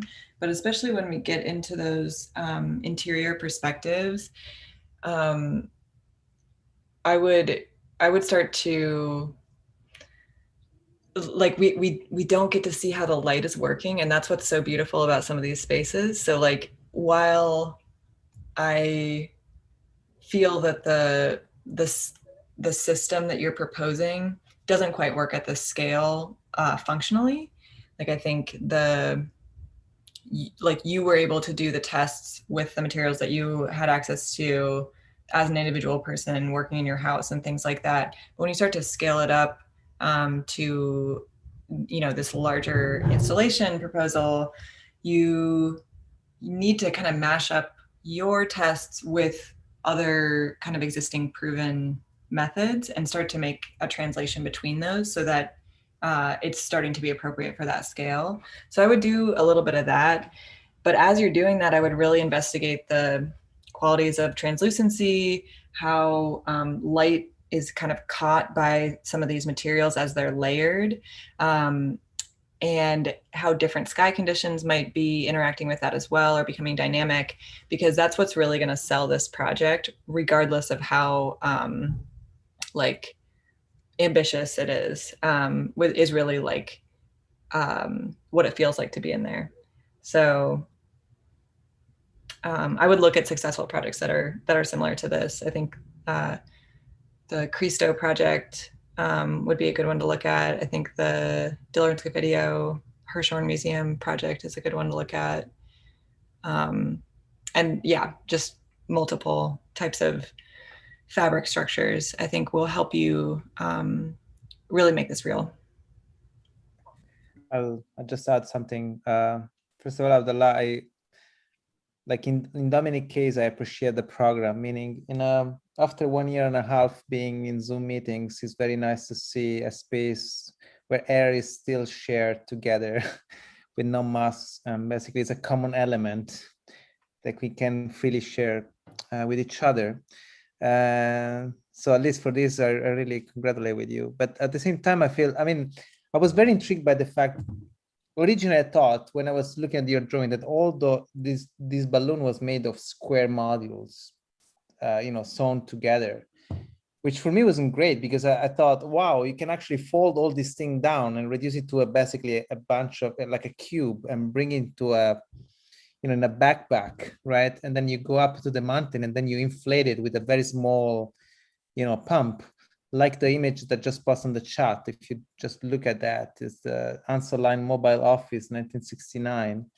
It's just a performance, but we just with a vacuum, the reverse of a vacuum cleaner, just right with you can inflate this thing, and actually very much instead in line with our times where everybody lives in his own bubble.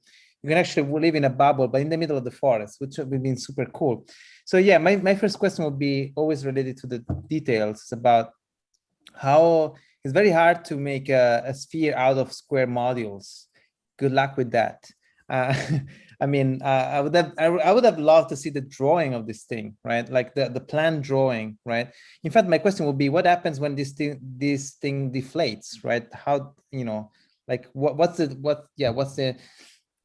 the image for that? And also, because there is a temporal dimension also in this installation, right? There is a deactivated and activated, right, space, which is really intriguing for me. The other thing is that I don't know, and I think it goes back to the problem of the ground, is that you see at the moment you're imagining this space as a massive space, which is inflated by this incredible center, right? This sort of I like it because it's rather than being a fire, that before John was mentioning this gizmo by Banham, rather than being a fire, right? You have there an air pumping duct, right? So it's strange because you're there, but there is a lot of wind. There is air, keeping on going, and so I'm wondering if actually I'm a bit puzzled by the size, right, of the element, and instead if you could maybe I've imagined a much more portable, or maybe more, let's say, less invasive element. It looks like that now this balloon has to be really. You really need a foundation, and this balloon has to be integrated within the base. Whereas I think this is an architecture that that really demands a sort of kind of almost like intrusion, right? You are almost like a parasite, right? If you maybe another reference, since we are in this like it's Raum. If you check the work of this fantastic group of architects called Raum Labor in Berlin. They for the first part of their work, they were doing inflatable spaces under highways, but it was very famous in the 60s. Inflatable work was really at the boom in the 60s and the 70s for happening zones, and so yeah. This what I'm trying to say is that there is a certain kind of culture for this, and by doing this gigantic base, it is almost, I don't know, almost to contradict, right, this very light way of inhabiting the planet simply through a volume of air, right? It's such a poetic gesture, and by doing that, what we see now in the image, it looks very, instead very rooted to the ground, right? You really need to have a system of air circulation. But overall, I have to say that the seam here is it's crucial, and what John was said about the the opening, like the access, right? Might be, yeah, I totally agree. You need to find a better access point, unless you elevate everything on the ground, from the ground, and then you try to access from the duct point, so that the air, circulates from the same access point. And so basically you converge the technical point, the technical, let's say, joint, with the access point, without ruining the perfection of the balloon itself. Great. All right. Thank you. That's a lot there. All right, thank you. Let's move on to Bao. All right. Can you hear me? Yeah.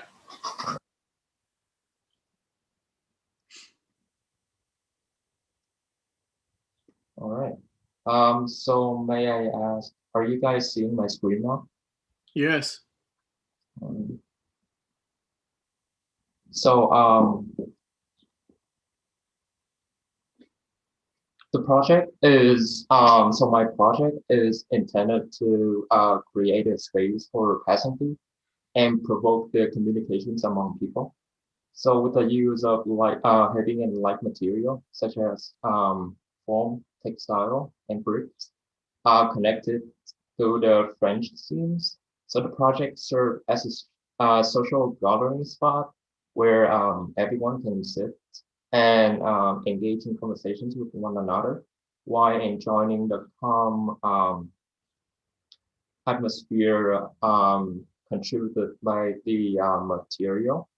So thus the project has been placed in a natural environment, specifically a park where people can access during early morning and after work. So the heavy material used, such as bricks, serve to create the sunken pit within the project.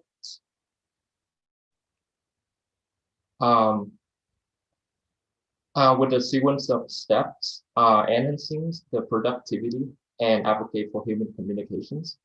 Meanwhile, the tensile force created by light materials such as foam and fabric allow to create a form of variable, helping to cover the sunken pit. So the gaps create on the variable, specifically between the foam and the fabric, offer the opportunity to allow and soften daylight, create the gentle sensibility within the project. So another two pieces of foam sheets attached at two sides of the vault, as one serve as the entrance, allowing people to enter and access and exit, while the other help to enclosure the space as they both build up a solid connection with the sky. So this is my isometric view of the entire project. And this is the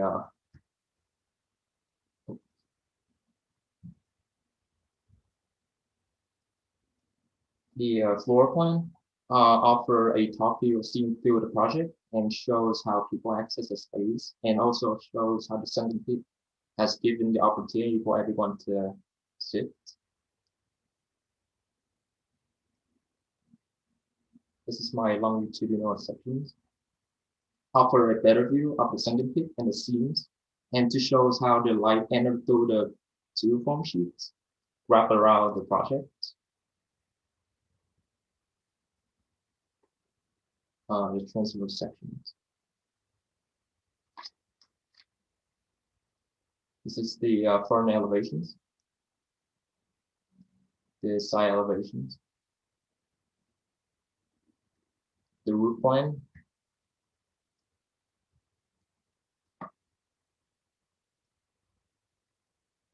as the seams are not fully visible throughout the project. So the plan detail, both the lane detail and the section detail, offer a better opportunity to show how my material come together by using the fantasy. So this is the plan detail. with measurements. And this is the section detail.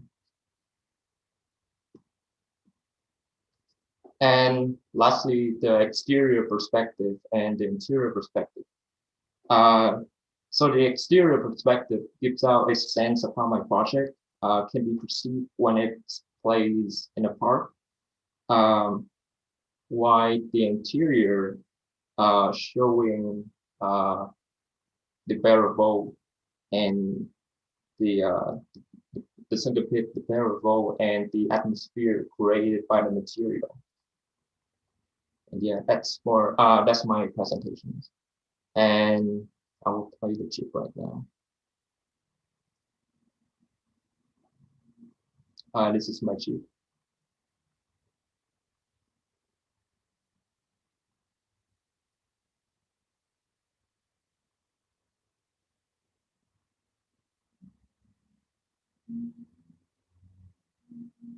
All right, that's for my presentation so far. Thank you. Why do you need the bricks? Because the bricks in my project not only help to create a syncopate, but also serve to support the other material like the foam and the fabric to take place while they create the variable. Yeah, but if in section you have a series of panels, right, that are, you know, pulled or kept together by textile on the outside, this textile can work inside and outside. So you can pull it and release it and basically substitute the bricks. Why do you need the bricks? I mean, I feel that the brick are, I'm not sure. I mean,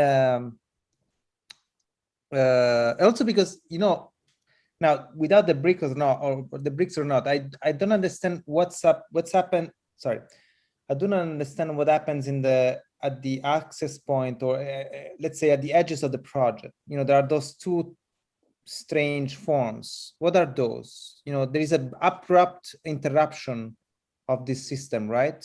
Can you go back to the plan? Sorry, it's hard to understand. Yeah, like, yeah, what are those two things there? You know, what's the material over there? I maybe I missed totally in the presentation. Oh, so those two are two pieces of foam sheets attached at two sides of the variable. So they, I'm sorry. Yeah, no, so yeah, this is precisely the point in which, you know, these drastic moments, right, where I don't really see, you know, like a sort of a continuity, not that it should be a continuity, but let's say I would, since you're using fabric outside of the brick, I would have continued the fabric also outside here. And so somehow providing almost a sort of seamless, you know, surface, right? But, you know, using, you know, the tensile properties of the fabric, you know, to keep the structure in place without, you know, reinforcing the middle part with the bricks. But, you know, that's very, you know, my humble, but overall, I like the complex, I mean, I really like the sophistication of the project itself. My only problem is the bricks. It seems like it's a late, or maybe not, but it's a late addition, or I don't know.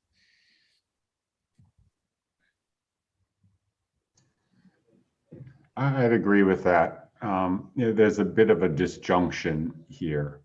But I think the way, you know, that the project goes together, it's kind of, you know, this foam and these bricks. And the way that kind of those things typically go together is one kind of encloses the building, which is the foam, and the other one, the brick, is then just a surface veneer. So it would have been interesting to kind of see how those, you kind of start to play off of that kind of layering of the materials. Right now, there doesn't seem to be a layering of those materials. There's like one material, then another, you know, does one thing, and then another material kind of does another. But I would like to see, you know, how, you know, the brick and the foam, right, start to kind of both kind of compete for dominance with respect to the kind of surface material qualities and aesthetic qualities and atmospheric qualities.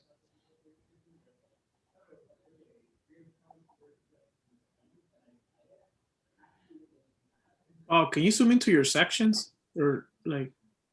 Would you want to see the longitudinal sections or? Yeah, you zoom in.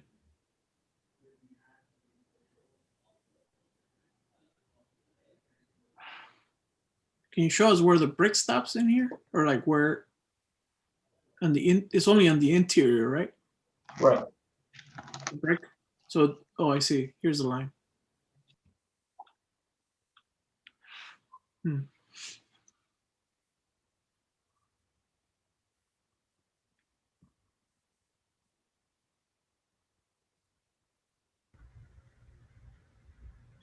So there's a transition here, and then also a transition here.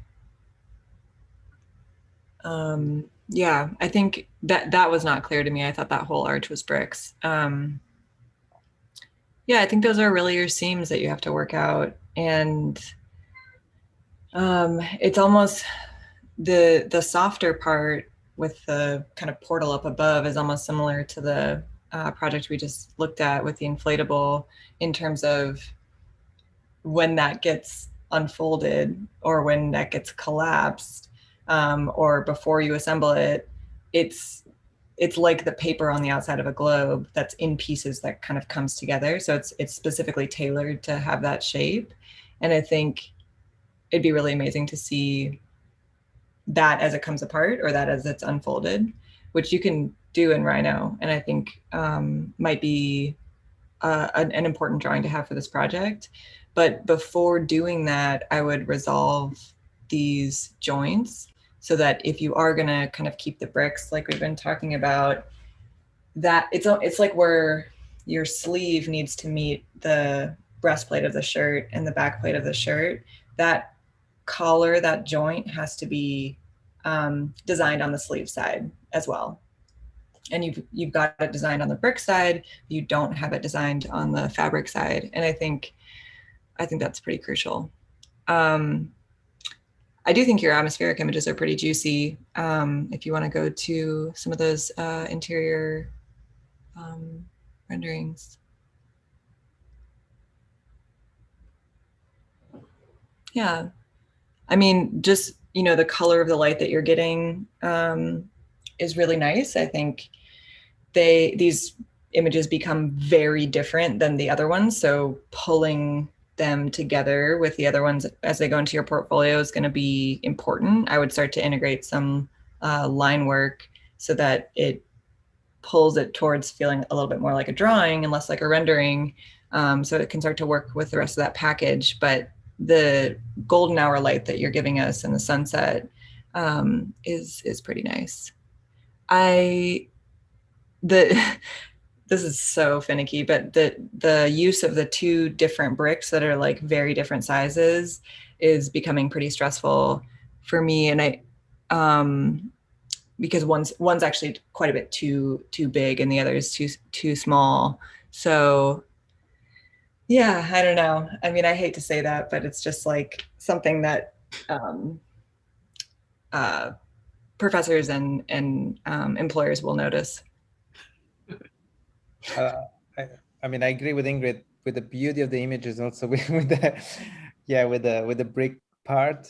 No, I'm just to wow. I think I don't know. I really love the fact that the system you're using to support the vault, the barrel vault. I think it's really interesting, and I like the fact that you use textile. So basically you can wrap the textile to be a supportive element for your vault, but then you can unwrap it to do for the curtain outside, right? So that's why I was remarking the fact that I think you have already somehow two elements that are really well connected. So this point and those points are the one that really could be maybe better better developed. But overall, I really like that the idea of having a vault and using the textile fabric as a intention. I think is a very, very intelligent system. So yeah. Okay. All right. Thank you. All right. Thank you so much. Maybe another tent one.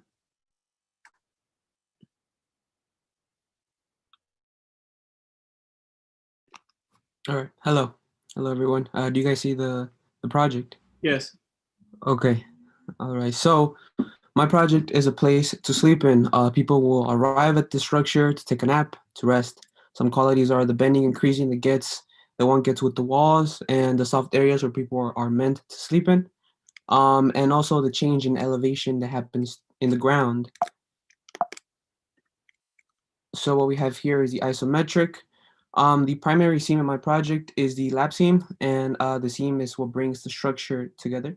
The materials being metal, textile, and a mix of textile and plaster. What we have here is the floor plan. Here one can see how the ground and the floor works. So it alternates between wood panels and textile, and wood panels and textile.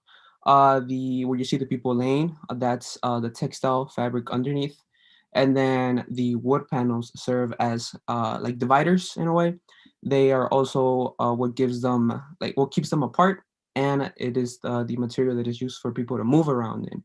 So an interesting part about this is that the textile portion, so where you see people laying on, is actually dug into the ground, so that is below ground level, while the wood panels are actually at ground level.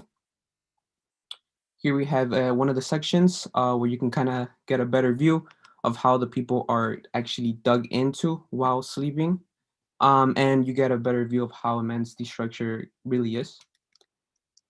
This is the transverse section where you get to see the depth of the structure, and you get a better view also of how the people are actually dug into the ground.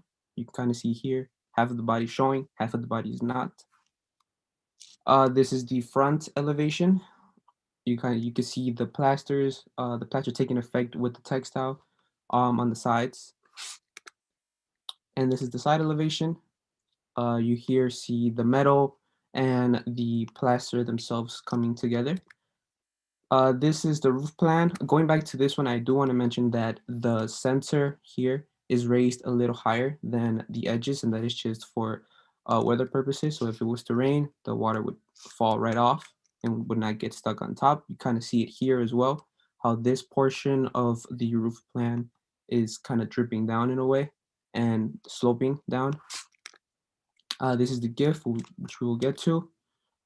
This is what you will see in the model. So this is the plan detail. This bottom portion right here is the exterior. So this would be the sand. Then we have this metal piece in the center, which is what holds, it's basically the frame in a way. And then we have the top left portion, which is the area where people sleep in. This is the textile. And then right next to it, you get to see the wood panel. You get to see the screws that are being used in the seam, and also the connection that is happening from the textile to the wood right here. I do want to mention that this area right here where you see all these holes will be the area where you will see the wall of plaster going up. This is the section detail. This is what happens at the top portion of the structure. It's also a metal sheet that is being sewn with the textile and plaster. You get to see the connections happening right there. And this is the exterior perspective. My project makes people relax. It welcomes them to sleep and re-energize. The atmosphere outside is very isolated, alone. It's a desert, not much to do there. And so with the warm colors, it welcomes people to go inside and, well, sleep. This is the interior perspective. You can see people sleeping. You get to see the lamps because there is no electricity there. So it would be a light source coming from a flame. And you get a better idea of how the plaster creases from the top and just goes down. You get to see the pillows as well. But it definitely allows people to lie down, recline, unwind and nap. Now we will go to the GIF itself. And so what we see here is the plaster and the textile working together, forming like the shell of the structure, being sewn to the metal. I've used a box and tape and I believe foam cord to raise up the model itself, so you can see the portion where people are supposed to sleep in and how it goes below the ground level. But you also see the wood and how it's above the textile portion of the quote unquote bed. But yeah, that's it for the presentation.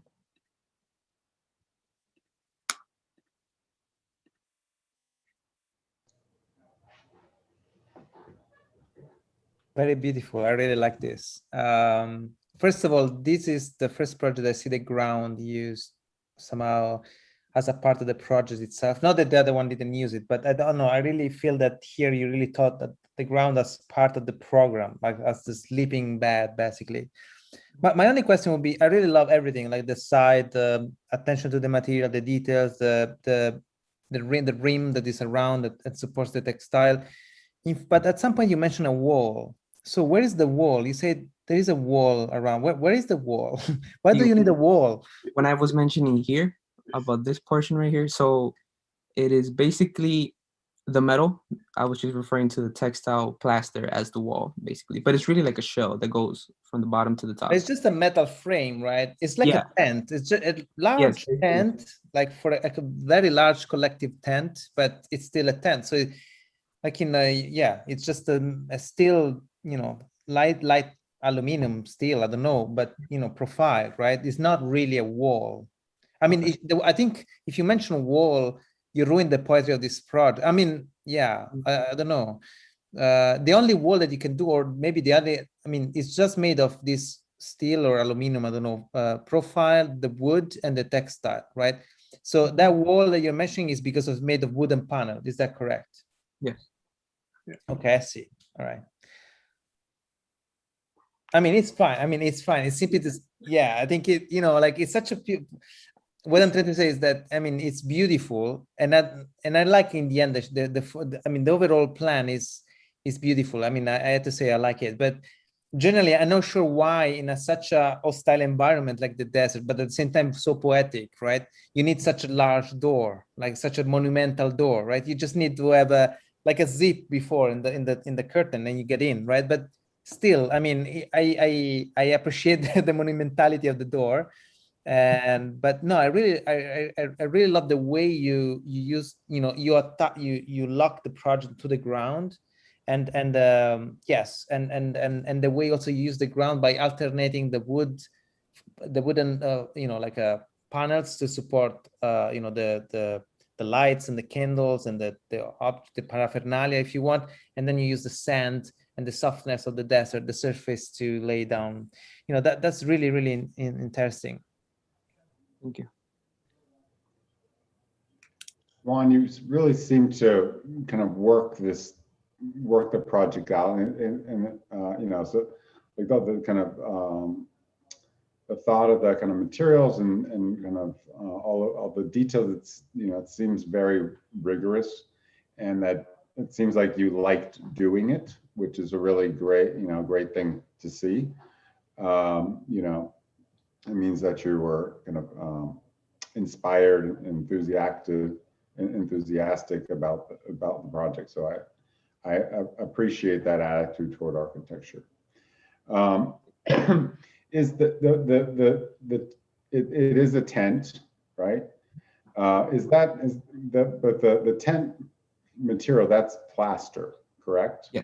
So that's correct. It's textile that's been wrapped around and tied, and then well, basically for the model, I used plaster with the brush, and I applied it on top very lightly. And so when it hardened the textile as well, making it one. Gotcha. So yeah, so that's really interesting, because it behaves like it has the kind of properties of a fabric, right? But it also has properties of kind of a solid, right? So masonry and skin together. So it's really interesting, because again, it's kind of like the juxtaposition of these two kind of material qualities that really don't want to have anything to do with one another. So it kind of starts to create that kind of the dialogue between the materials. And then you add this kind of third system with this kind of frame, and I'm not sure that that's 100% necessary, because I love that idea of the plaster. Maybe there's a way to minimize it or use it, you know, in a way that kind of accentuates the folds of the surface, or, you know, something that's a little more kind of integrated or removed altogether. You know, the other aspect that I like about the project is that it's like a proscenium, right? A stage set. And even it looks like there's kind of curtains framing the opening, and then you have a little, you know, a little carpet. We can debate the validity of the carpet, but I think you do need something that kind of sticks out there to kind of suggest the kind of the stage set. So you're kind of like putting these kind of sleeping quarters, right, on display. So I think that's kind of a provocative idea. And so, you know, if the then not only that, you have this kind of big window, but also the things kind of lit from inside, and depending on the thinness of the surface, right, of the plaster, you might start kind of getting this kind of glowing effect, you know, from the inside, or you might start seeing the shadows, right, of the movement and the activity, you know, on the inside of the structure. So, you know, I really appreciate your kind of thoughtfulness and rigor in the project, and the kind of material implications as well. Okay. Thank you. Can you go to the plan for me?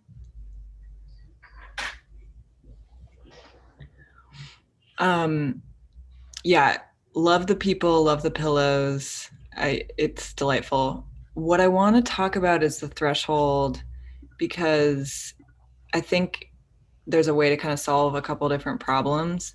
Mm-hmm. So like I think we're kind of in agreement that you have one too many systems here, and that the frame could go away, and this would become a more kind of graceful project, because then you'd really allow the plasticized fabric to be the rigid structure. So if we get to kind of maximize that and create really a much smaller portal here and here, and then what you can do is on the inside, if you do need something for height and really just to kind of block the view, you could pull those wooden panels back. If you look at a lot of public bathrooms in plan, they'll stagger the doors. You almost never just grab a doorknob and walk into a bathroom. You usually will walk into a corridor, go around an L, especially if you're in an airport or something like that. They don't want people opening and closing doors because people get injured and things like that. So you usually just go through a little bit of a maze in order to get into the space.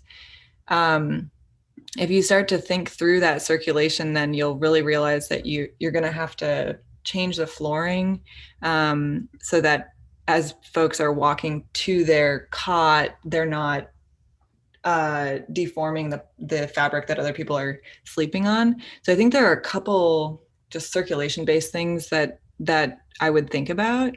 But this, if you're able to pull that wood back and create this, you know, beautiful surface, and then kind of transform the flooring here so that it feels immersive, I think it'll just be cleaner, and the door becomes less like comically large in a way, which I think right now is delightful and fun and working just fine. But I think this would be a little bit cleaner. And then yeah, the rug really just feels additive. You know what I mean? Like I think if the wood came out and then petered out into the sand, and you were able to draw the edge of where the sand is like flowing over it, that would just be incredible. Bye,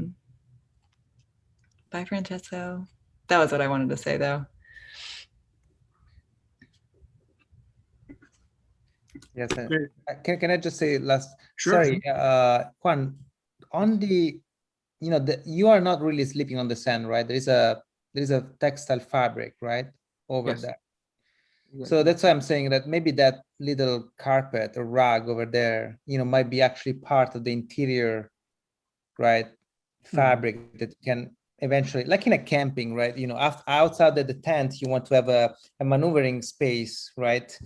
So you cover the ground with something else so that you can roll in and out according to necessity. And actually it can be the door itself, or can be the access point, right? Something, anyway, I think it's, like it's precisely these moments, like this, when you add the new element that is not connected to the previous one, that I believe, you alter the coherency of the project, right? So try to not do that, right? Try to connect everything and use always the same, the same material, and and be consistent across all the spaces. But really, really, really nice proposal. I really enjoyed this. Sorry, Okay. Antonio, I need to leave. Francesco. Bye, everybody. It was great. Bye, John. It was great to meet you. Bye, Ingrid. It was really great. I hope to see you soon somewhere else. And good luck, guys. See you soon and next semester. Thank you. Thank you. All right.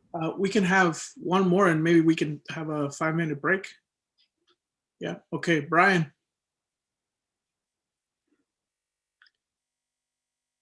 Somewhat in the desert. Can you hear me now? Yeah. All right. I'm gonna. Hey man, you know what I realized? It's the first time I see you all semester. Like, nice. Yeah, I know. Surprise. Let me show you the PDF. Can you guys see? Yes. All right. So the project of my bad. The name of this project that I've been working on is light beams. The reason why I gave it this name is because of the effects the sun has on the structure. But I want to walk you guys through the experience first. The spaces themselves created by the structure creates a compression of space, a release of space.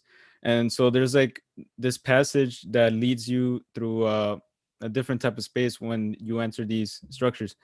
And the main purpose of the structure is really to catch a live music performance with instruments.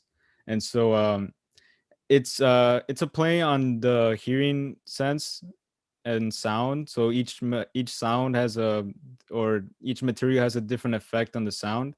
So this whole structure is based on that idea, and the plane of space as well. And so you could see this, it starts with a triangular kind of passage that moves into this different type of material that's made out of wood and textile. And then it moves on to the center, which is a big space where the performance is. And that's made out of cardboard and wood.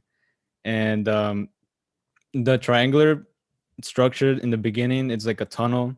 It kind of closes in, and it's made out of wood and this metal, aluminum or metal. And it's so it's decreasing as you get closer to the entering this other space.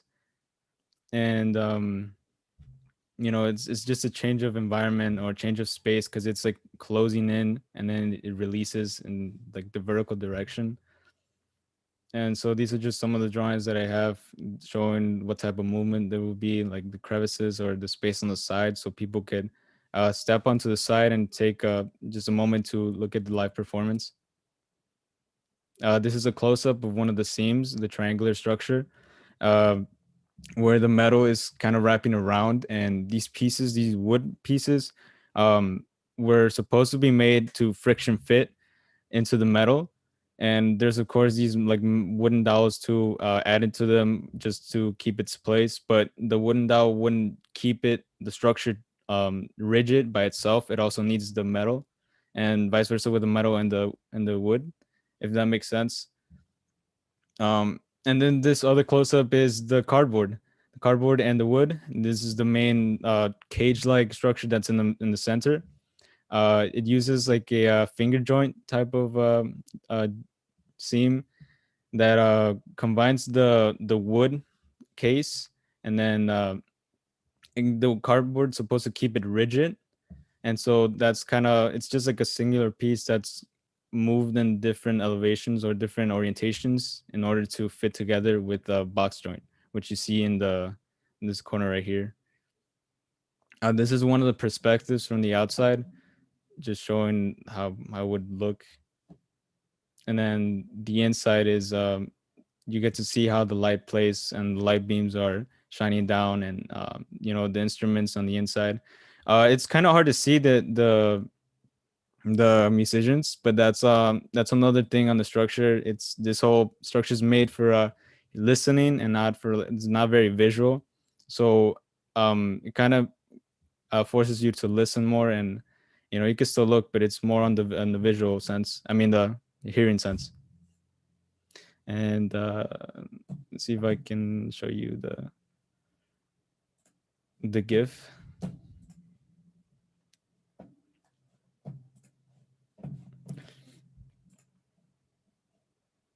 So I have a GIF that I made of the pieces. This is the cardboard and wood, but I wasn't able to make the physical model based on some other complications. But you can see how it's supposed to close down on these little box joint cuts.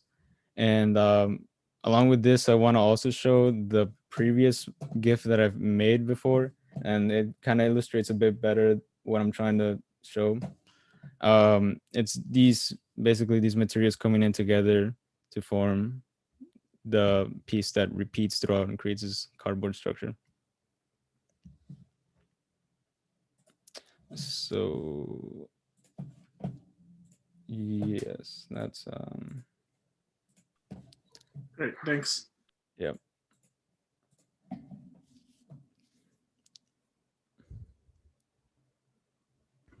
I think that the proscenium out front and then the kind of scaffolding in the middle are the most active components of the project. And then this kind of smooth wall that kind of shelters the scaffolding is much less active. So like, I wonder if you need it. I think right now the only thing that it's doing is kind of containing that visually so that you can't experience it from far away. But really, if you want your project to accept light in this really specific way, I might just get rid of that wall that's happening around the outside, so that you can really just not have any of the light blocked, and the scaffolding aspect of it can really be doing exactly what it wants to be doing. I don't know if you have a thought about that or. Well, yeah, actually, the wall is supposed to be there's a I can show you this. So the wall is supposed to kind of cover this main structure in the inside, and it's kind of supposed to teach someone to walk into the structure as opposed to be seen from the outside, because otherwise there kind of wouldn't be a purpose to walking or wanting to walk into this. It's meant to kind of immerse you in the space in a way, and rather than being out in the open where, you know, you could just kind of come from different directions. So it's kind of in a way pushing you forward into the structure from the tunnel. Is very controlling. It's incredibly controlling. It's like Right. You're creating a haunted house for people and you're like, nope, you got to walk into it this way. You can only stand 4 feet from it. We don't want you to see the musicians. It's so controlling. And I think that's fine, but I would just, as you live your life, I would observe how you like to interact with space and how you like to have lots of different options for how far you can be away from something, if you get to pass through a threshold or not, how far in advance you know that threshold is going to happen, and things like that.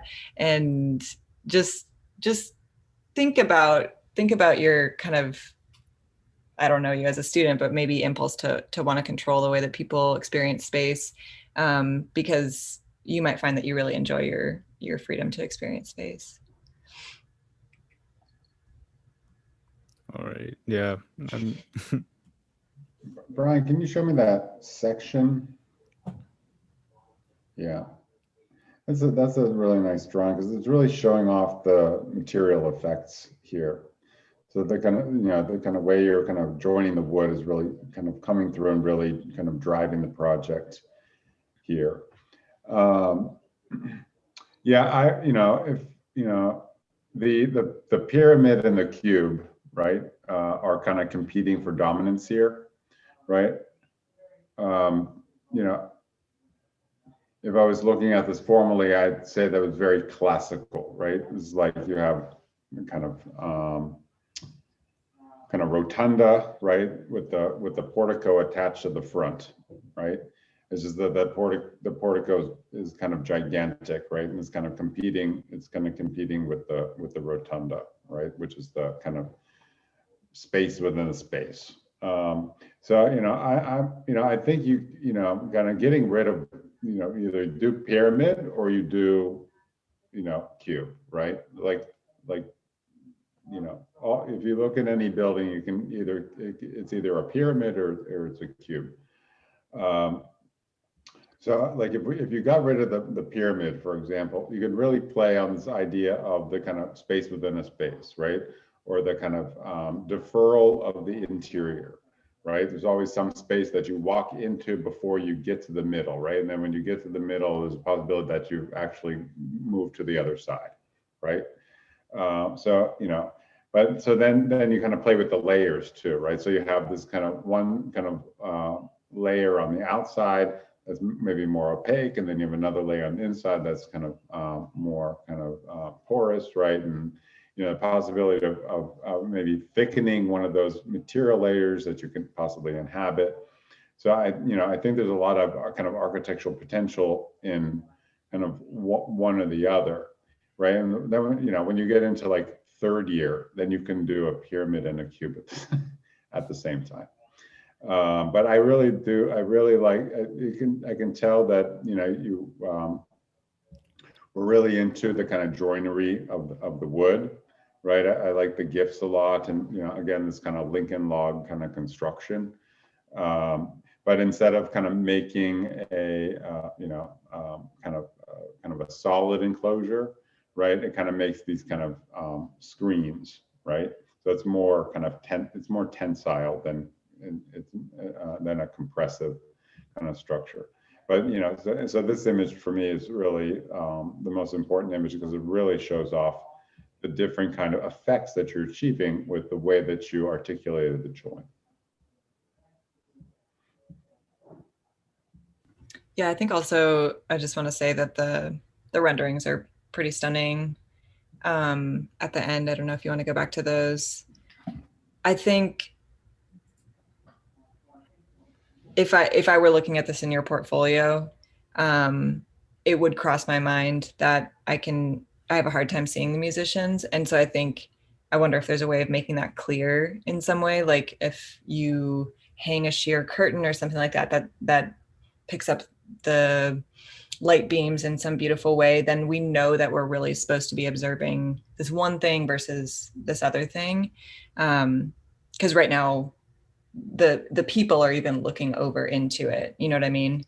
Or if you showed them blindfolded or something like that. So I think you just need to give us like one more cue that the way that you're approaching the stage is really intentional, just for folks who are not going to hear you actually talk about it.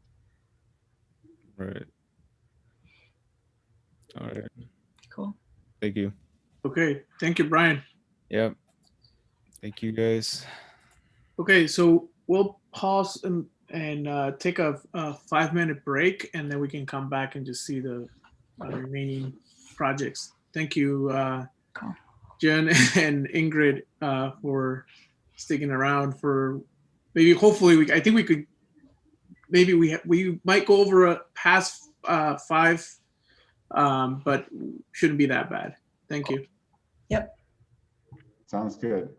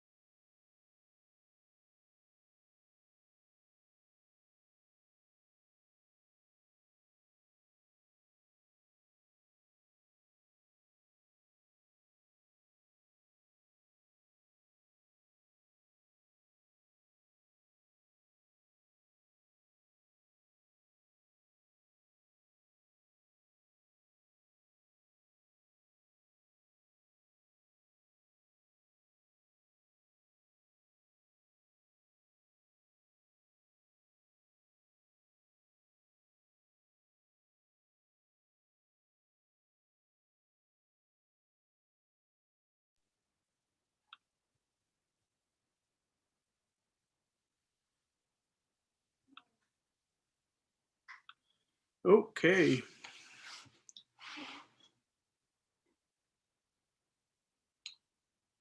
think Olivia, yeah, you're up. Miguel, you're after Olivia, so let's be ready.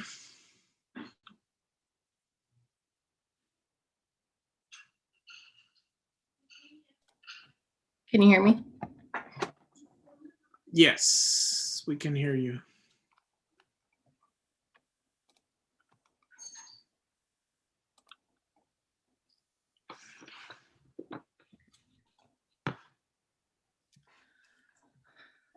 You ready? Is everyone back?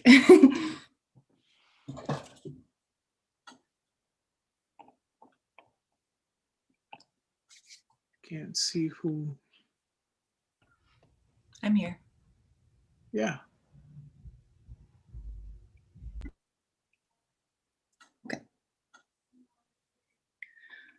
Hi, so my name is Olivia. This project is called Activity Lounge, and this is a space for passing through and sitting or relaxing. So this project is set within a space of high activity, physical activity, biking, running, throwing frisbees. And so this kind of provides a space to rest and sit and take a break from those activities. So in the center, there's a main structure that's covered, and it is made out of a mix of burlap and foam on the exterior, and on the interior, wood and felt. And then there's concrete columns that are in ascending order around the structure that also provide extra seating in the sun versus in the shade. So this is the plan view.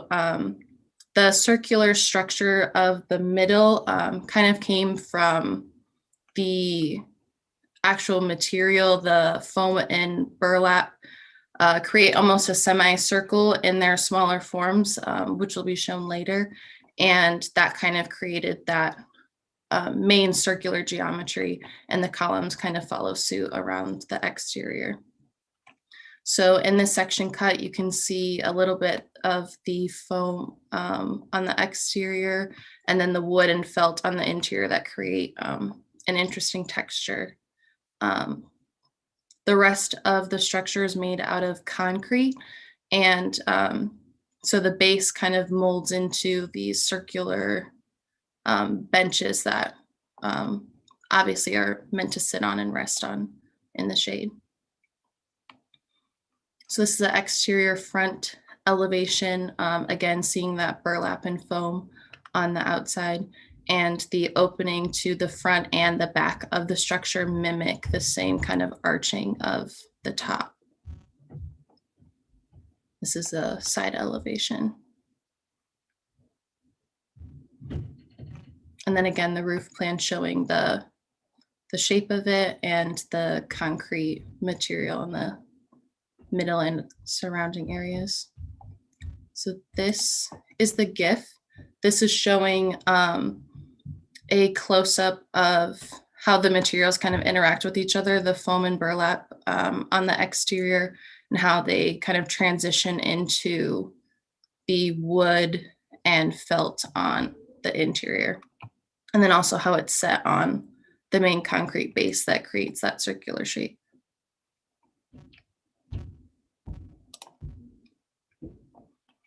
Then this is the close-up zoom in of that same kind of space. Again, showing the foam here, how it interacts with the burlap, and the burlap is kind of set into the scored spaces of the foam, creates like another curved element to it, and then how they're tied together with a thicker wire that's threaded through the rest of the structure. This is a section cut again, showing the felt is cut and woven into the wood that stands vertically. And then these lines here are the wires that are threaded through from the felt to the foam and burlap. This is an exterior perspective from sitting on one of the lower concrete columns looking toward it. So you can see some of the potential activities that could be happening around the space. And the view is as if you were the person that was resting and kind of taking in the scenery and the action around. And also from the interior, getting a better view of the felt and wood here on the inside. And again, seeing the kind of activities that could happen.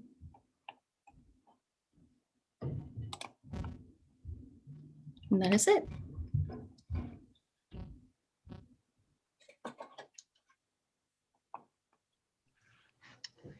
Hey, Olivia.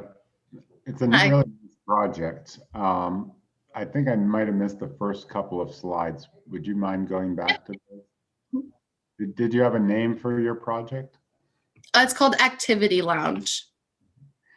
Because to me, it looks like a little chapel, and I like that. I'm actually, my studio's doing a wedding chapel this semester, and yeah, it reminds me of the Eero Saarinen Chapel at MIT. Have you ever seen that project? Yes, I have.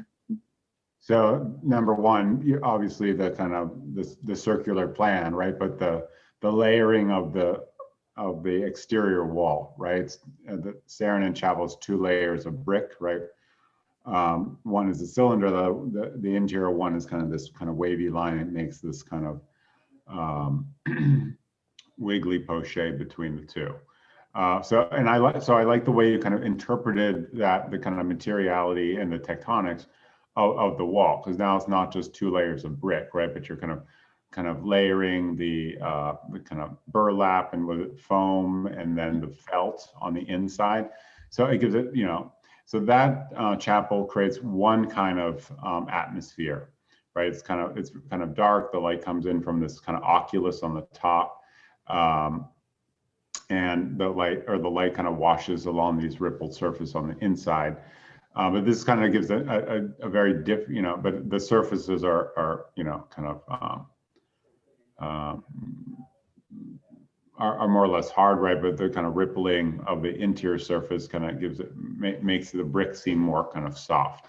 And here it's kind of at least more kind of soft textures, right? The burlap and the felt. So you're kind of getting a totally different kind of material palette. It's kind of fuzzy, kind of fuzzy quality to the wall. So I think that that's a really kind of interesting kind of research project in itself, and I hope you can continue with that that kind of material exploration. I really like the model, the kind of prototype that you made, and kind of layering these kind of pseudo kind of natural materials, right? It's it's a I think it starts to I think you can start to kind of tease out those kind of material qualities even more, and really kind of show us what they are in the renderings, right? So we really kind of get up close, and we can touch them and lean on them, and they're soft, or and they're plush, etc. The other thing that's really fascinating about the Saarinen Chapel, and it's kind of related to yours, is this kind of ring that you create around the chapel. His ring is kind of a low wall, and it kind of creates a hole in the ground around the chapel. And then additionally, there's an underground passage, I think, that takes you to this other kind of other little auxiliary space. So I think the the kind of the stele that you've created around the chapel, they start to kind of, I think they start to kind of obscure the chapel itself. I think they could be lower, and I think you can kind of make use of the kind of ground condition by kind cutting out, or kind of, I like how you start, it looks like it starts high and then it kind of dips down and kind of raises back up. I think that can be kind of exaggerated to your benefit. But yeah, it's a nicely resolved project. Maybe, think about, what to do with that roof surface, and, maybe just take a page from Saren and put the oculus in the top. Thank you. Yeah, that's what I was thinking. There's so much, there's so much going on in the interior and exterior in terms of the material that I think leaving the roof off or creating some sort of portal in it that allows the light to filter down in a nice way might be a good move. It could even be scalloping the edges to kind of mimic what you're doing on the outside to bring light down in small shafts or something like that. But right now you don't want it to feel heavy because it is so visually complex on the inside. You want it to, you want light to maybe graze those surfaces or something like that. And there are natural ways to do that. It also kind of reminds me of like some of the James Turrell sky spaces, some of the smaller ones. And that also makes me feel like it wants to have some sort of relationship with the sky. Your drawing package is really, really clear. And I think, having your detail drawings, which are some of the most difficult to understand just across the board because there's so little information in them. Having those be somewhat rendered, or at least you're showing the materials in them, is really helpful and helps us as external critics to kind of connect it back to the rest of the project. And I think the physical model is also like really well crafted. So just the package as a whole, I think just works really, really well together, and is really clear. I like what you've done with the site. Just you're starting to create a sequence, which I think is nice. I would think about this threshold again. This is kind of like a consistent comment that I'm making, and like, can this material start to come out into the landscape in some way? Maybe it becomes tiled or something like that, since you're starting to work with these modules that like gently start to enclose the space. Yeah, I don't know. It's I think the way that you're exploring the connection to both the ground and the sky, I think is what I would continue to work with. But other than that, I think it's like really nicely done. Thank you. Thank you, Olivia. Great comments. Miguel? Yeah, let me share my screen. So my project is called Nature Indoors. It's made up of 3 different seams: the bound seam, a deado seam, and then a finger joint. So right here you can see the kind of the overall one that's used mostly is the finger seam, which I use out of epoxy and plaster right here. And then over on the rest of the project, it's the epoxy and wood, which just kind of like help with everything else. So this, why is my file? Oh, I think I put the wrong file, pardon me.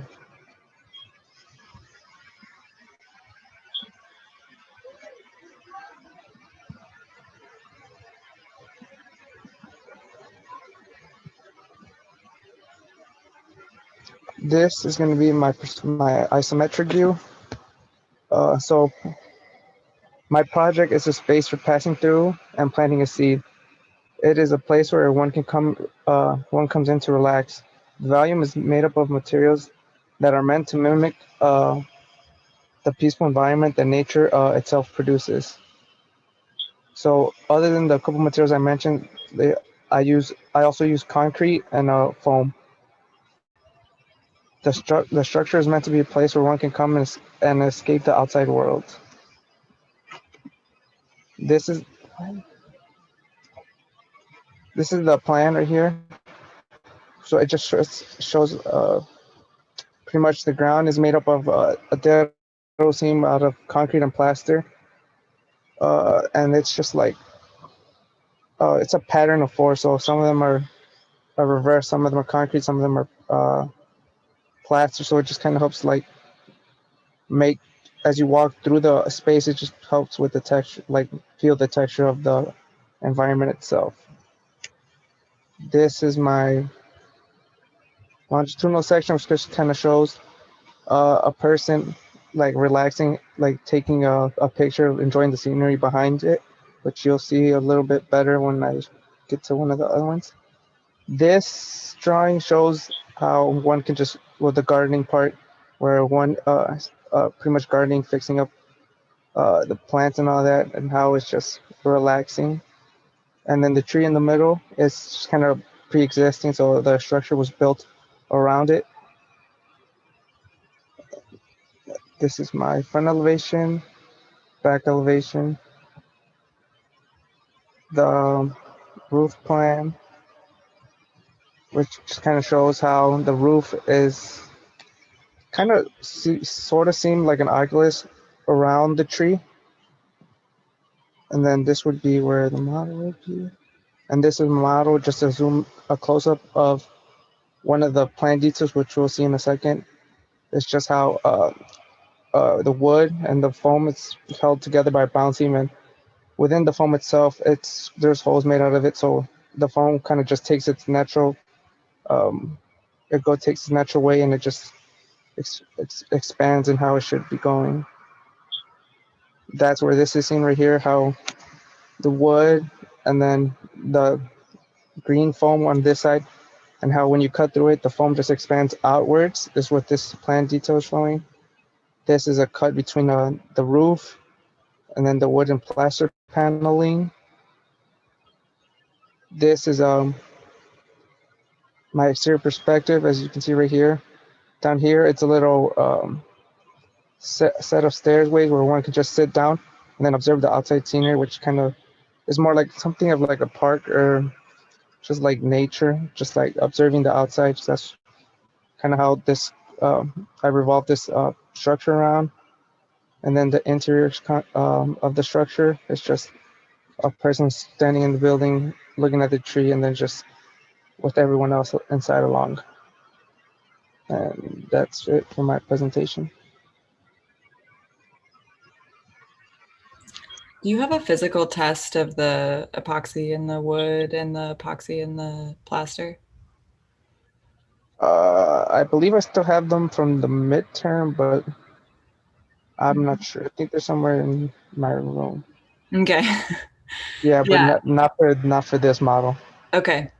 Yeah, I think that's a major element that you're working with, and I think it's important to kind of include that in the package, because right now, can you go back to the exterior perspective?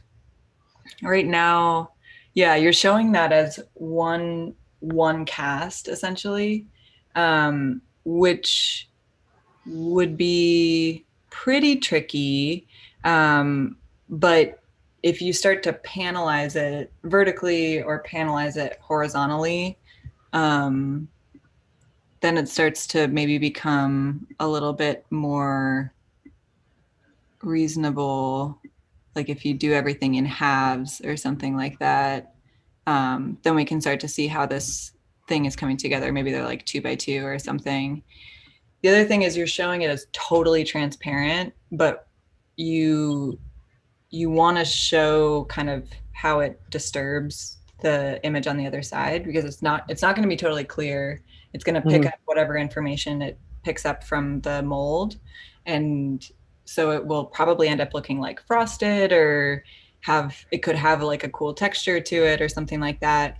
So I would look at different ways that different types of glass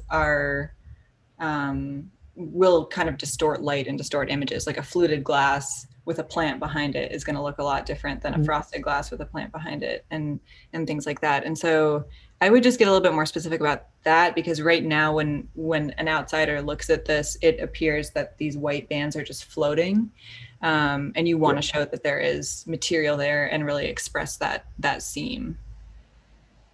Okay. Mm-hmm.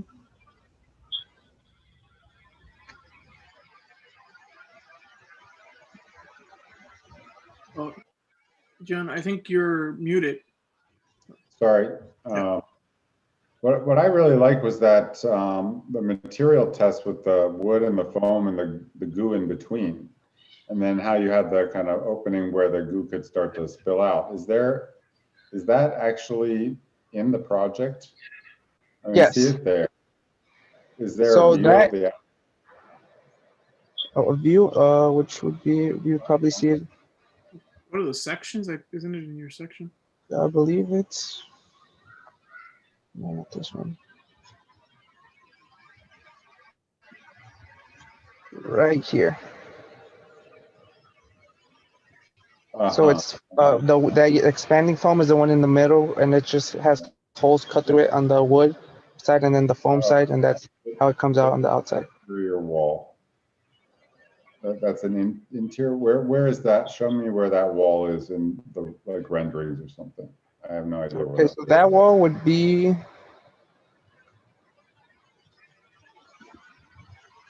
pretty much right here. It's this wall that connects to the epoxy. I see. So okay. So that's gonna. I see. Because I think that you achieve like really fantastic effects with that. And it seems like there's a lot of competing things here, right? You have the finger joint on, with the glass over here, and then the wood on the other side, and then you have this other kind of plaster or glue oozing out. I think that I think that those are difficult things to reconcile. And if I was gonna, I can totally see both of them kind of being their own project. Because the way that you kind of layer the foam and the wood, and the way that you kind of leave the hole open, right, will kind of determine the kind of pattern and form of the glue that's kind of coming out and kind of creating that kind of interior surface. So it's not just about like making polka dots and letting the epoxy or whatever it is kind of just spill out wherever it wants to, but you really kind of want to kind of control that to a certain degree and make that kind of main feature of this kind of that kind of interior space. So I really, I really like that material experimentation. As for the finger joints, what I like is the interior rendering that you did. Can you go to the interior rendering? Yeah. So here we're starting to see them as windows, right? Not as these kind of bands of structure. And even over on the right side, it doesn't look like it's kind of on glass. It actually looks like it's like on the interior wall, kind of sticking out of the surface as if it's been applied, or it's kind of been kind of carved out of the wood, right? So kind of think of those seams as windows, or other kind of details that kind of make a datum around thing. I think it'd be really kind of provocative, rather than kind of using it just as a kind of surface treatment to the outside, or kind of layering it with glass, because the finger joints kind of, again, it's kind of like a zipper, right? Yeah. So it can kind of open and close and determine, like depending on which side of the building it's on, where you enter the building, where you want light to come in, any number of those parameters. but where it closes is also really important, because that's where you get the effect, possibly of two different kind of woods coming together, and you get that kind of contrasting effect of the fingers, kind of intertwined, right? So you get, it becomes more of a kind of a graphic effect. So, I think they're both really interesting kind of proposals, and I think they definitely can kind of sponsor their own, kind of material investigations in their own kind of separate projects. Okay. All right. Thank you, Miguel. Thank you. Destiny and Danny.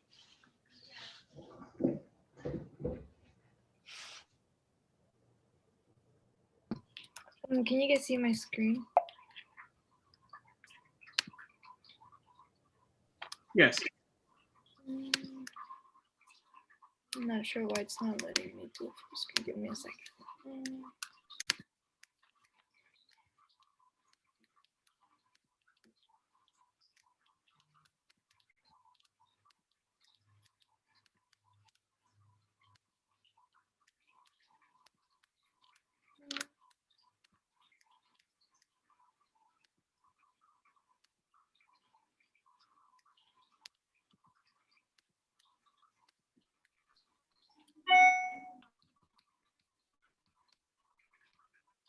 Okay, so my project's name is the Lotus. It consists of the dado seam, the butt seam, and the lap seam. So my project revolves around the idea of having a building in which one could interact with it, obviously walking through. For this specific structure, my door is 3x3. So a person would have to crawl through in order to get inside, and crawl again in order to get back outside.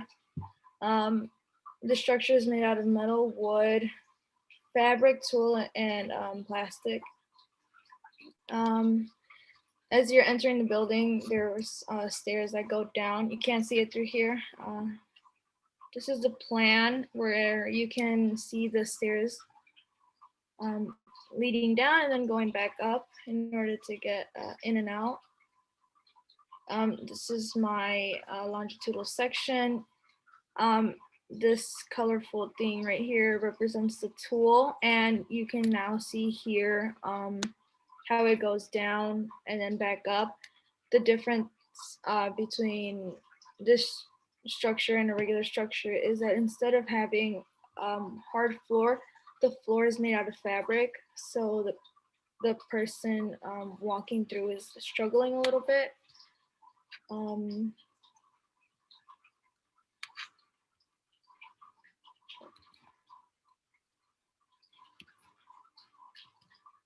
Okay, this is the transverse section.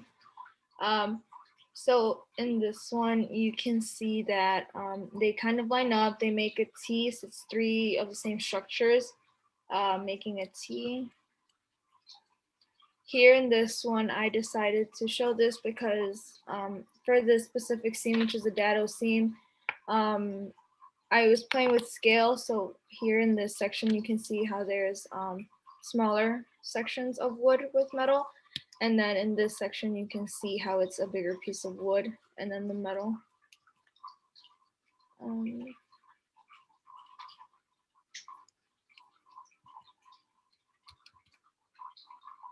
And then this is another view. So here, I wanted to point this out. That part of the roof goes down, is angled. And you'll see more about that in the interior view. This is the roof plan. And then this is a plan detail. Here I wanted to show the dado seam and how it was playing with scale here. This is a section detail. And then this is an exterior view of the structure itself. And then here again, go back to where the roof is angled.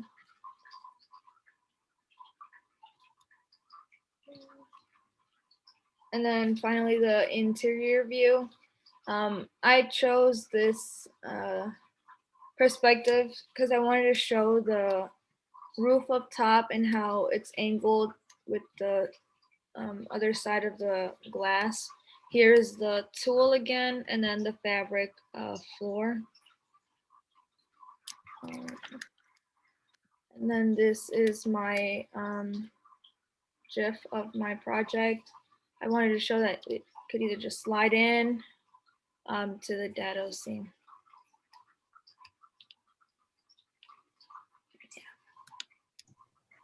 It looks like a little bunny, a little dog that's coming over and licking your building. It's adorable. I mean, I appreciate the kind of, the kind of craft and quality that you put into this model here, and kind of, just the kind of layering of all the joints, right, kind of at the corner. That's really kind of difficult. I mean, it's kind of a difficult thing to do. So it looks like it's a double wall. Is that what it is? Yes. And then it was hard to kind of tell what was happening in the drawings because the scale of the drawings. Can we go to some of those and just to zoom in? For the plan drawing? Is that what you were? No, like the elevations of the sections or something. I can see the wall in relationship to the space. Like number 4, Destiny. Yeah, can you zoom in?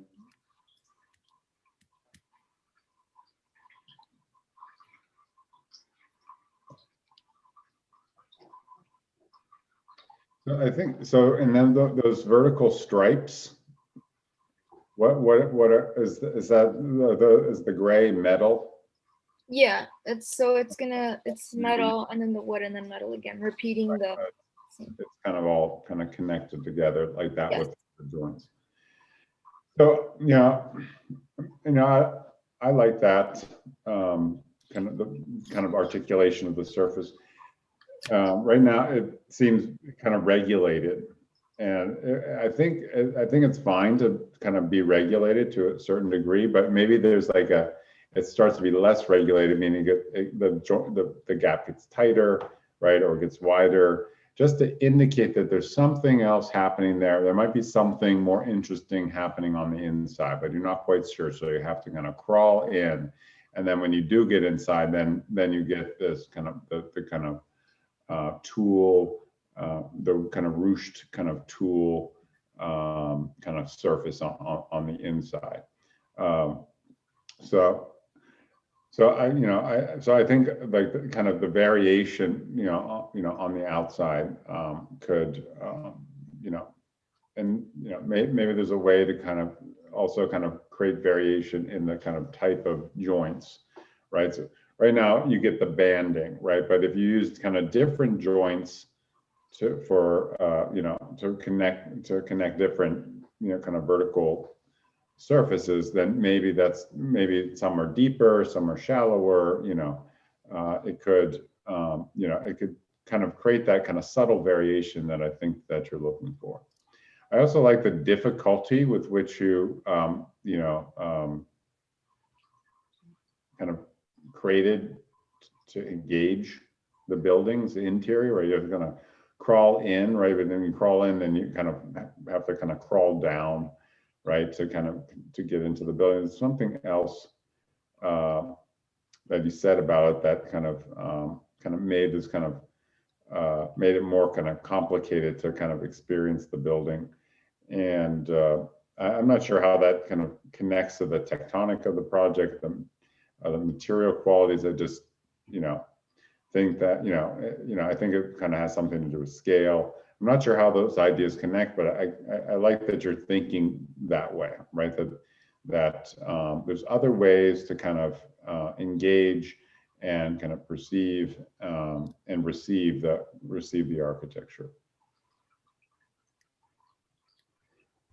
Yeah, I agree. I think so. I like what John is saying in terms of the varying the widths of the dado joint, because you are already working with force perspective a little bit by angling the roof down in certain areas. And as you're forcing people into this funhouse behavior where they have to change their posture in order to interact with the building, you can introduce that in certain ways just by starting to use the whole space, not just the portals, to change people's understanding of scale in the space. So you could do that with the dado joint. You could also do that with the loofah. And I think the way that you're, or what are we calling it, tool? Yeah. I think the way that you're showing it in the section, I would work on that a little bit because it's too generalized and I couldn't tell what it was. And the actual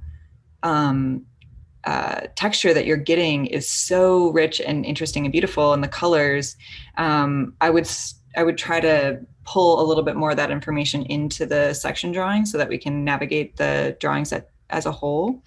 But also the way that you're showing it here, it's got this overlay of dots, which part of me wishes that there was my first question honestly was how is the tool connected to the wood? But I think you have an opportunity where you could actually cut circular holes in the wood, similar to the previous project with the expanding foam, and have the loofah kind of spilling out in really controlled ways. Yeah. So there could be areas that become more dense, where it's really, really coming out, and there could be areas where it's really constrained and it's, almost flat.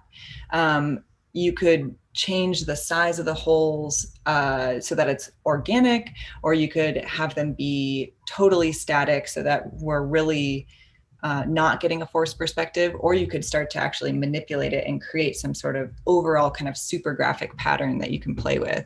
But I think the question of how is this thing connected, and also how can you play with forced perspective as a whole in order to enhance this idea of funhouse behavior, I think might be able to answer each other a little bit. And then this is actually something that we've seen a number of times today, is that when you guys start to dig into the ground, you treat that wall differently. And you don't have to, because ultimately, like, this whole space is the space, but because you've now cut into the ground, you're thinking about it differently. And so it starts to get a different material treatment.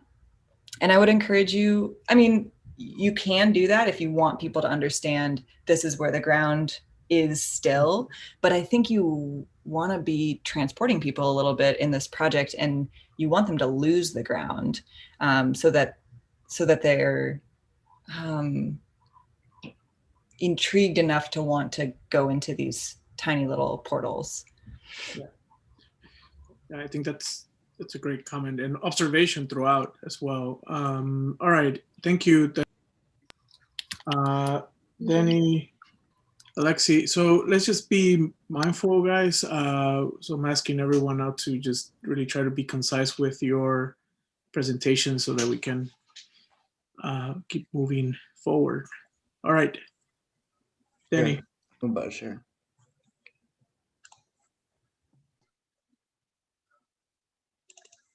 Okay.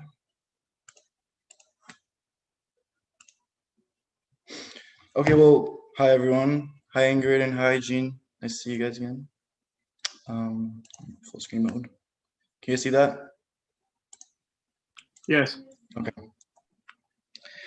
Okay, well, my title is called Hot Stretch. And the premise of the project is a space for passing through and stretching.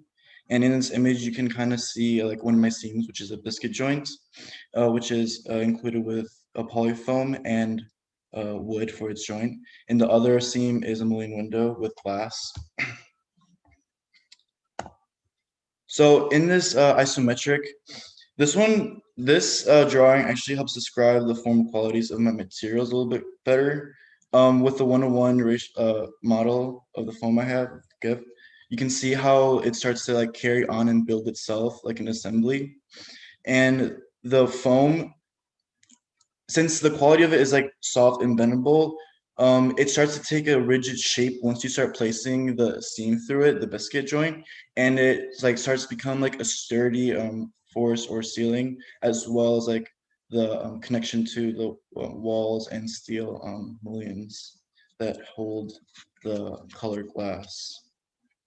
Yeah.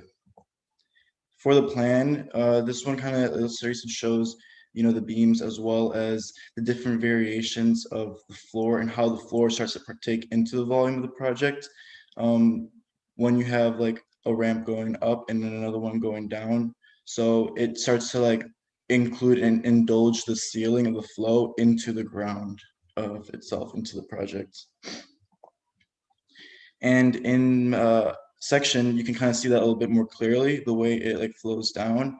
And this helps, you know, the people or the experiencers who want to come in here, kind of like, what do I want to do? Like, what kind of stretches can I do in this area? Like, what do these like, how does the ground help me achieve these activities of stretching, different kinds of ways?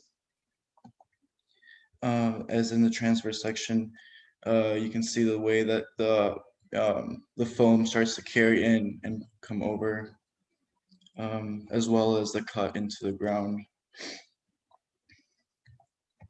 Again, in the elevation, you can see the activities of the people there. And then we start to like kind of bring in the atmosphere a little bit more. Since it is hot, it's called, you know, hot stretch. It's a place for you to really get in there and like sweat and get hot and then leave that place with like a new experience, feeling better, feeling energized and euphoric before you came into there. And then this is another side elevation as well. You can kind of see again those seams coming into the foam with a combination of those. The plan starts to like reflect the environment as well as the light that comes across from the sun coming down from the west. This is the image of my GIF, and I'll show you that in a little bit. This is the plan detailed of it, showing how the steel columns as well as the clad glass that's being held on by aluminum facade joinery. Yeah.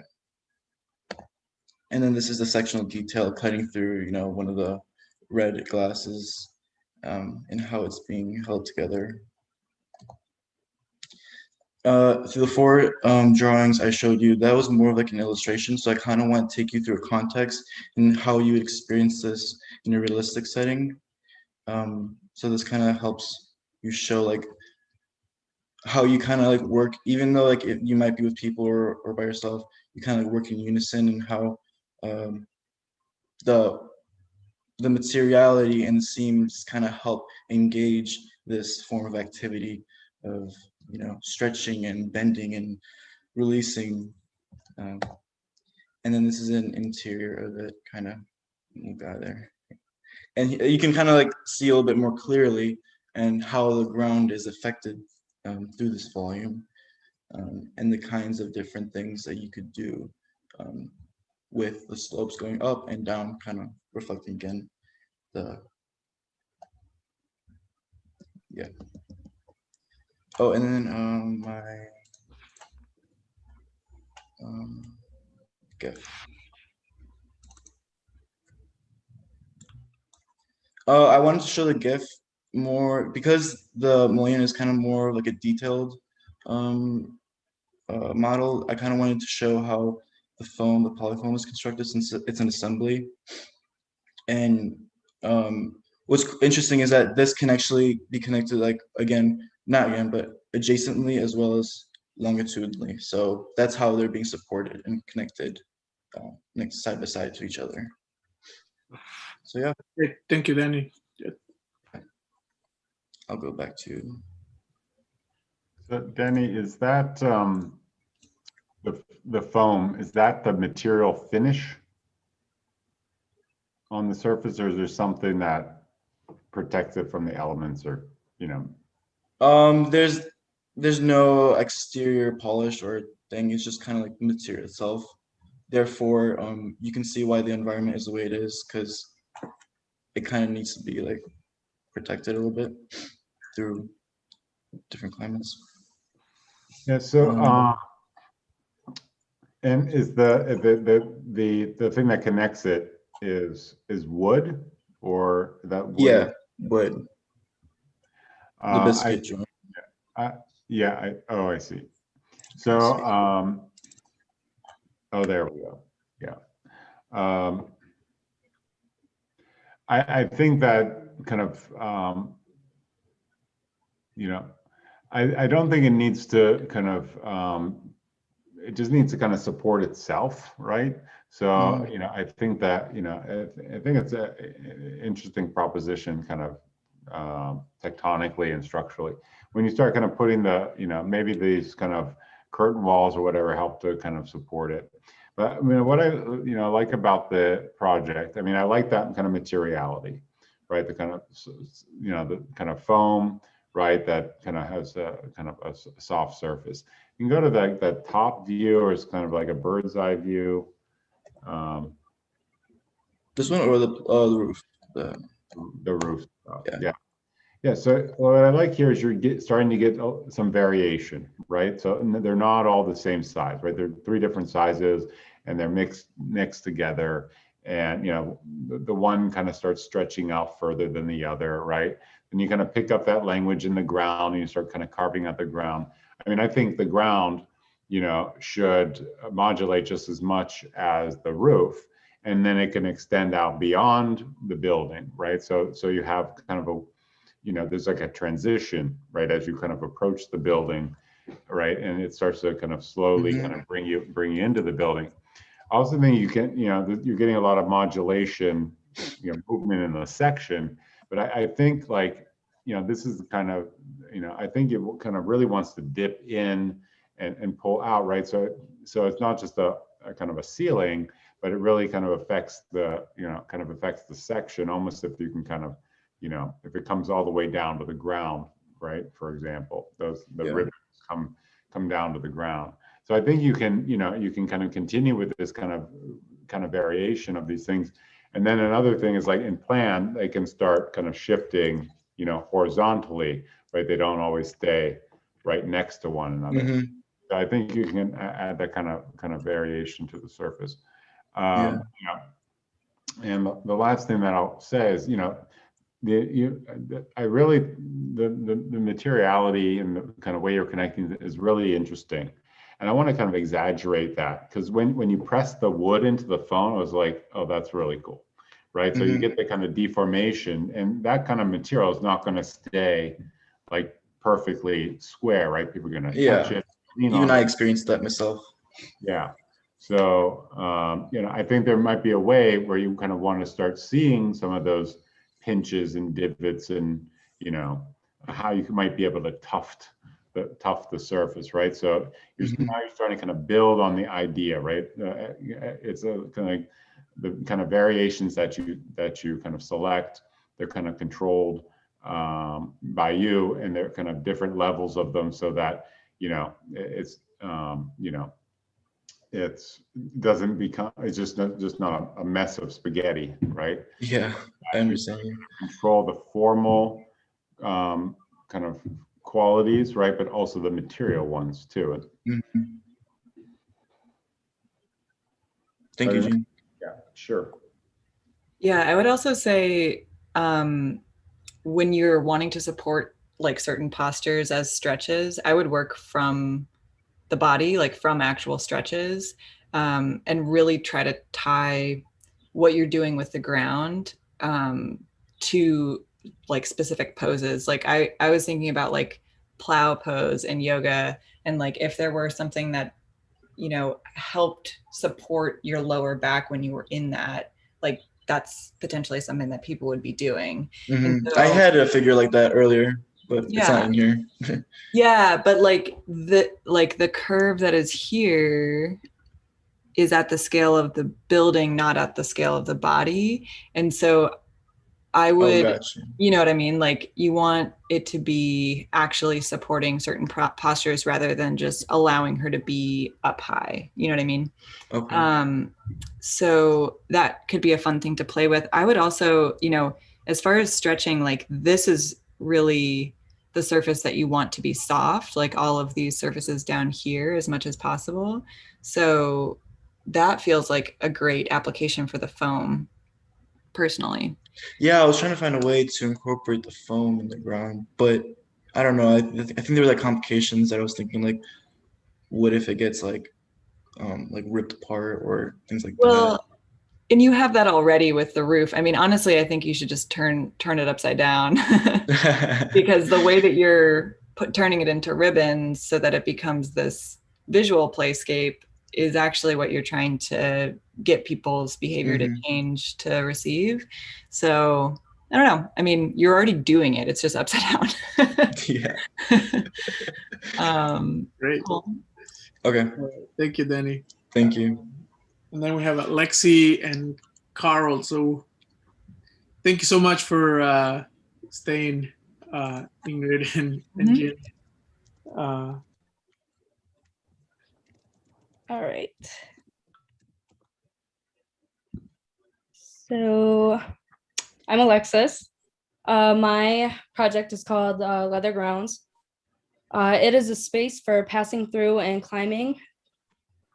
Constructed of 3 different materials, is leather, plastic, and wet pour rubber. It's held together by an oversized version of the bound seam.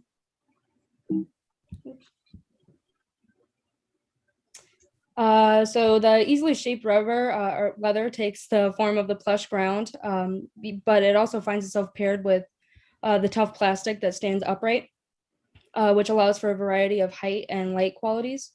So the gridded pattern of the plastic, as seen on this side, plays with the light and where it reaches as well as where it doesn't reach. And then it also expresses intense shadows when it is met with direct light. And then the sloping and curving leather produces the necessity to move through the project in multiple ways, like crawling through the low spaces and having to walk through the higher points.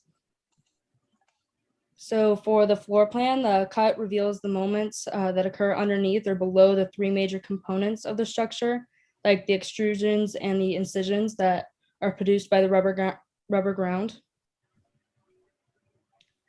And then the longitudinal section shows the different levels that are produced by the leather, like the slope in the center component that forces a different way of passing through the structure.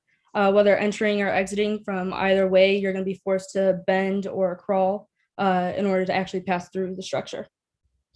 And then in the transverse section, this clearly depicts the 3 unique spaces that encourage different ways of experiencing the combinations of materials. So here we have like the plastic and the leather and how it interacts with the rubber in the incision that it creates in the ground. And then in the center part of the structure, the plastic and the rubber again find itself with the extrusion.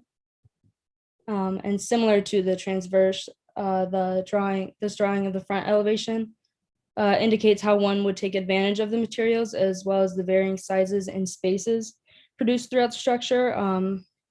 Here you see like the interaction of the action of the climbing occurring, and as well as the crawling here happening in the smaller space produced by the leather. And in the side elevation, it really shows the transparency of the gridded plastic and how one can actually view the interior without actually interacting with the structure itself or being inside of it. While the plastic's not actually transparent, the punctures inside of the grid help you see the inside. The roof plan then shows different levels of activity, like the oversized rope here at the top end of this drawing, and then which is then translated into my first section detail, which shows how the rope connects to the plastic. in a tight knot.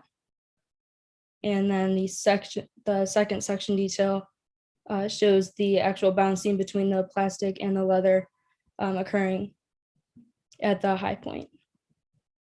And then the first perspective drawing shows the exterior and how the people actually interact with the different materials. So here, interacting with the rope structure that I mentioned in the floor plan, and then here with the guy climbing the actual plastic itself. And then the interior perspective shows how one actually have to get down on the ground to be able to move through the structure. Okay, and then my GIF is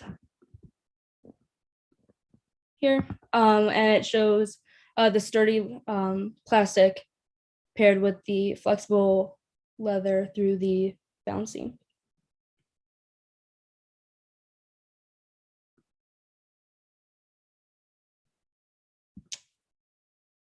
And that is all. Great. Can you go back to your drawings? Oh, you can't see them. Okay. Let me.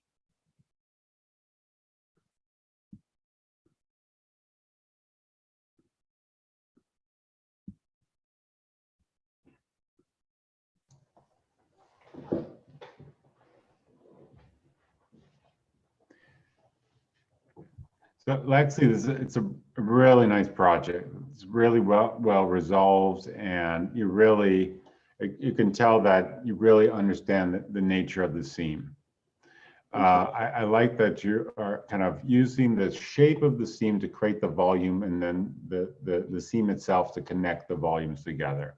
It's kind of very obvious that you kind of thought about it in that way, but it's not over obvious that it really kind of it kind of simplifies the project. So the craft and quality with which you've done your drawings as well as your model kind of shows that as well. Can you go to some of those exterior views? The perspective drawings or pictures? Yeah, like those. So what I like about so you're kind of dealing with different kind of materials, leather and this. What is this grid stuff? What's that made of? It's plastic. Plastic. And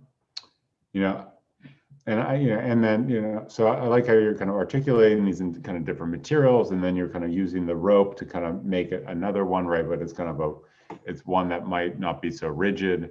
What would be really fantastic is if this start reading more like lattice or greenhouse.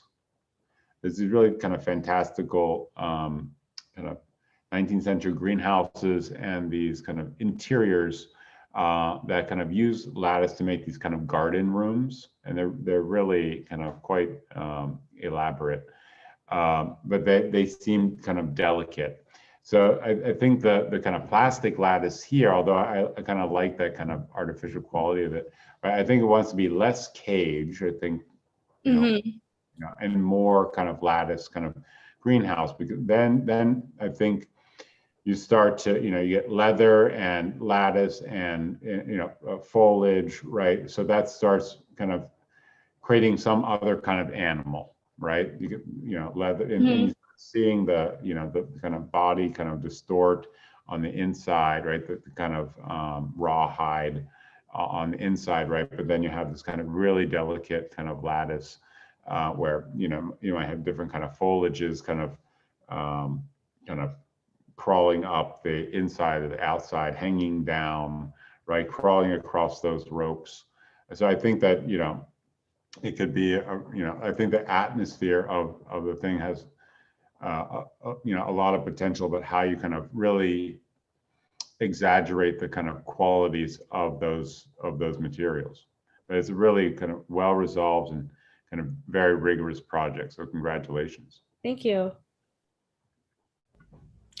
Yeah, I agree. I think the drawings are super clear too, and I love that in each of the sections you can really see the stitch, and big, it's oversized.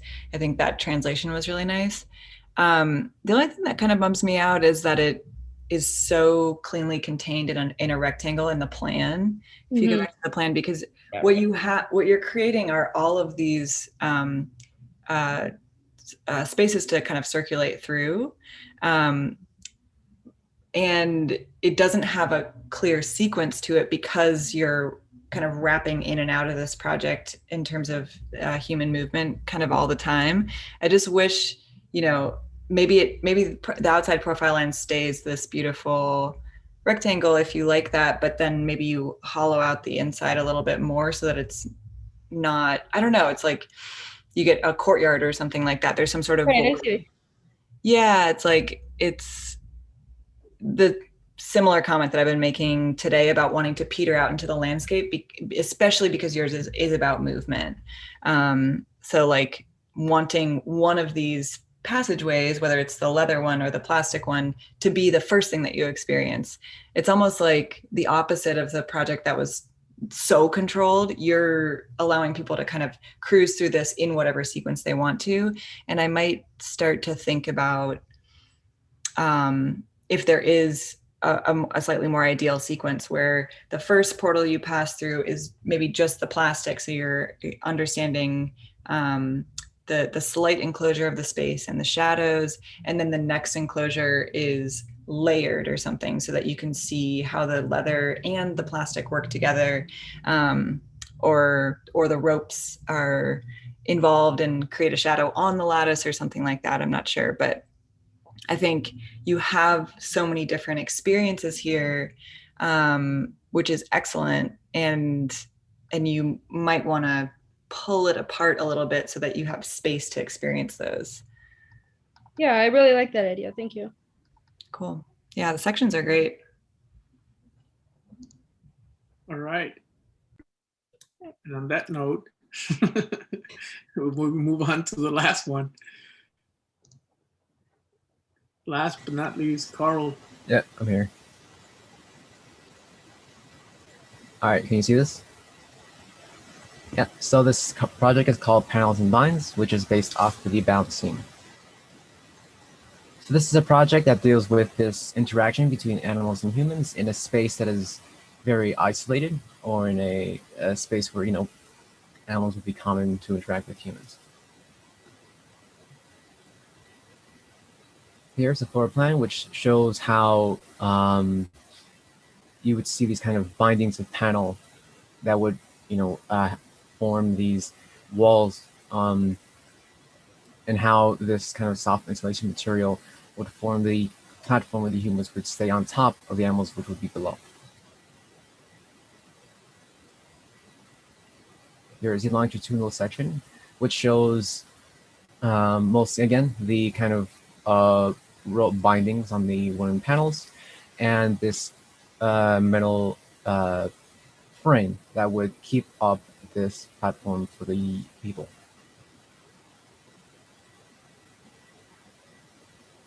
There's a transverse section, which shows mostly how this kind of roof kind of area would be maintained by these kind of main support, along with this kind of secondary support systems, which are also these systems of bound panels of wood.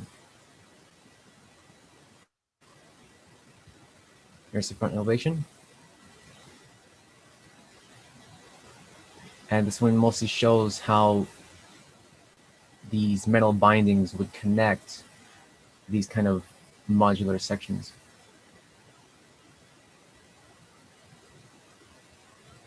Here's the side elevation.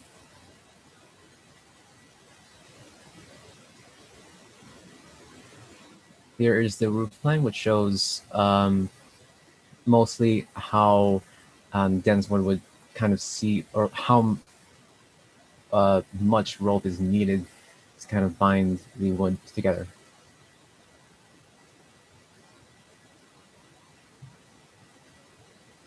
Gift will be shown later. Here's the plan detail, which shows this is what is actually here. So this will be the installation material, and this would rope, again, this is the one that would actually bind the materials together. Here is the kind of main support.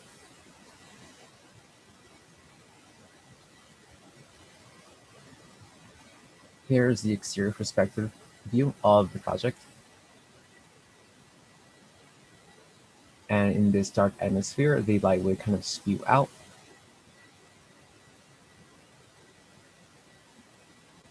Here is the interior perspective.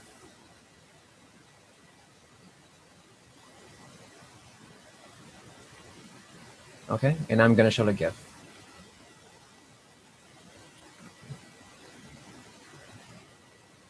I apologize, the materials are not the same color, but this is a section of me kind of pressing on this, again, like section, just to show, like, you know, kind of wiggles a bit, but it can hold the roof section of the project.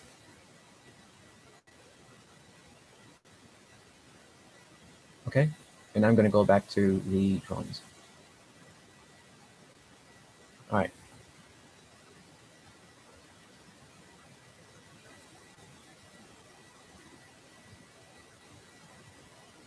That's it.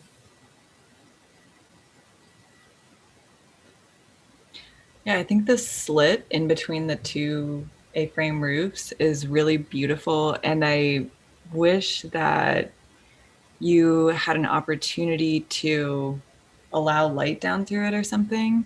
So if I think about, well, do you have a section that runs through like that and looks this way at all? It's hard to tell with these sections what we're cutting through. Oh, like this way? Yeah, do we ever look at that wall? Sorry, no, I don't. Okay. Well, pretend we did. Mhm. If you had the ability to kind of, if we were looking at that, if you could kind of cut profiles or arches or something like that into the system without ruining it, then the light would get to come down here, because I think your most beautiful drawing might be the one right towards the beginning if you want to scroll up. Yeah, this one that looks like some sort of Sims rendering or something like that. The light shaft that comes through but never into the project is so lovely and dynamic. And yeah, exactly. Actually, I can just draw on this. Like if you started to be able to cut into here, into that system so that we can let some of that light in, I think that would be really lovely. But I don't know if that's feasible. Can you zoom in? Is it this?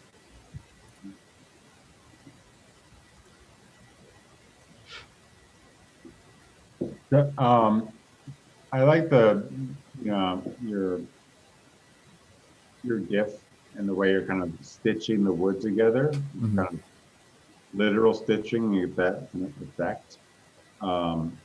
Very, very elegant. And remind me, these kind of black bands are what? It's a rope. This here. He's asking about the metal bands. Oh, sorry. Yeah, these bands. They're the one that kind of holds the wood panels and connects them with it kind of slots in with like this part and this kind of cover. Yeah.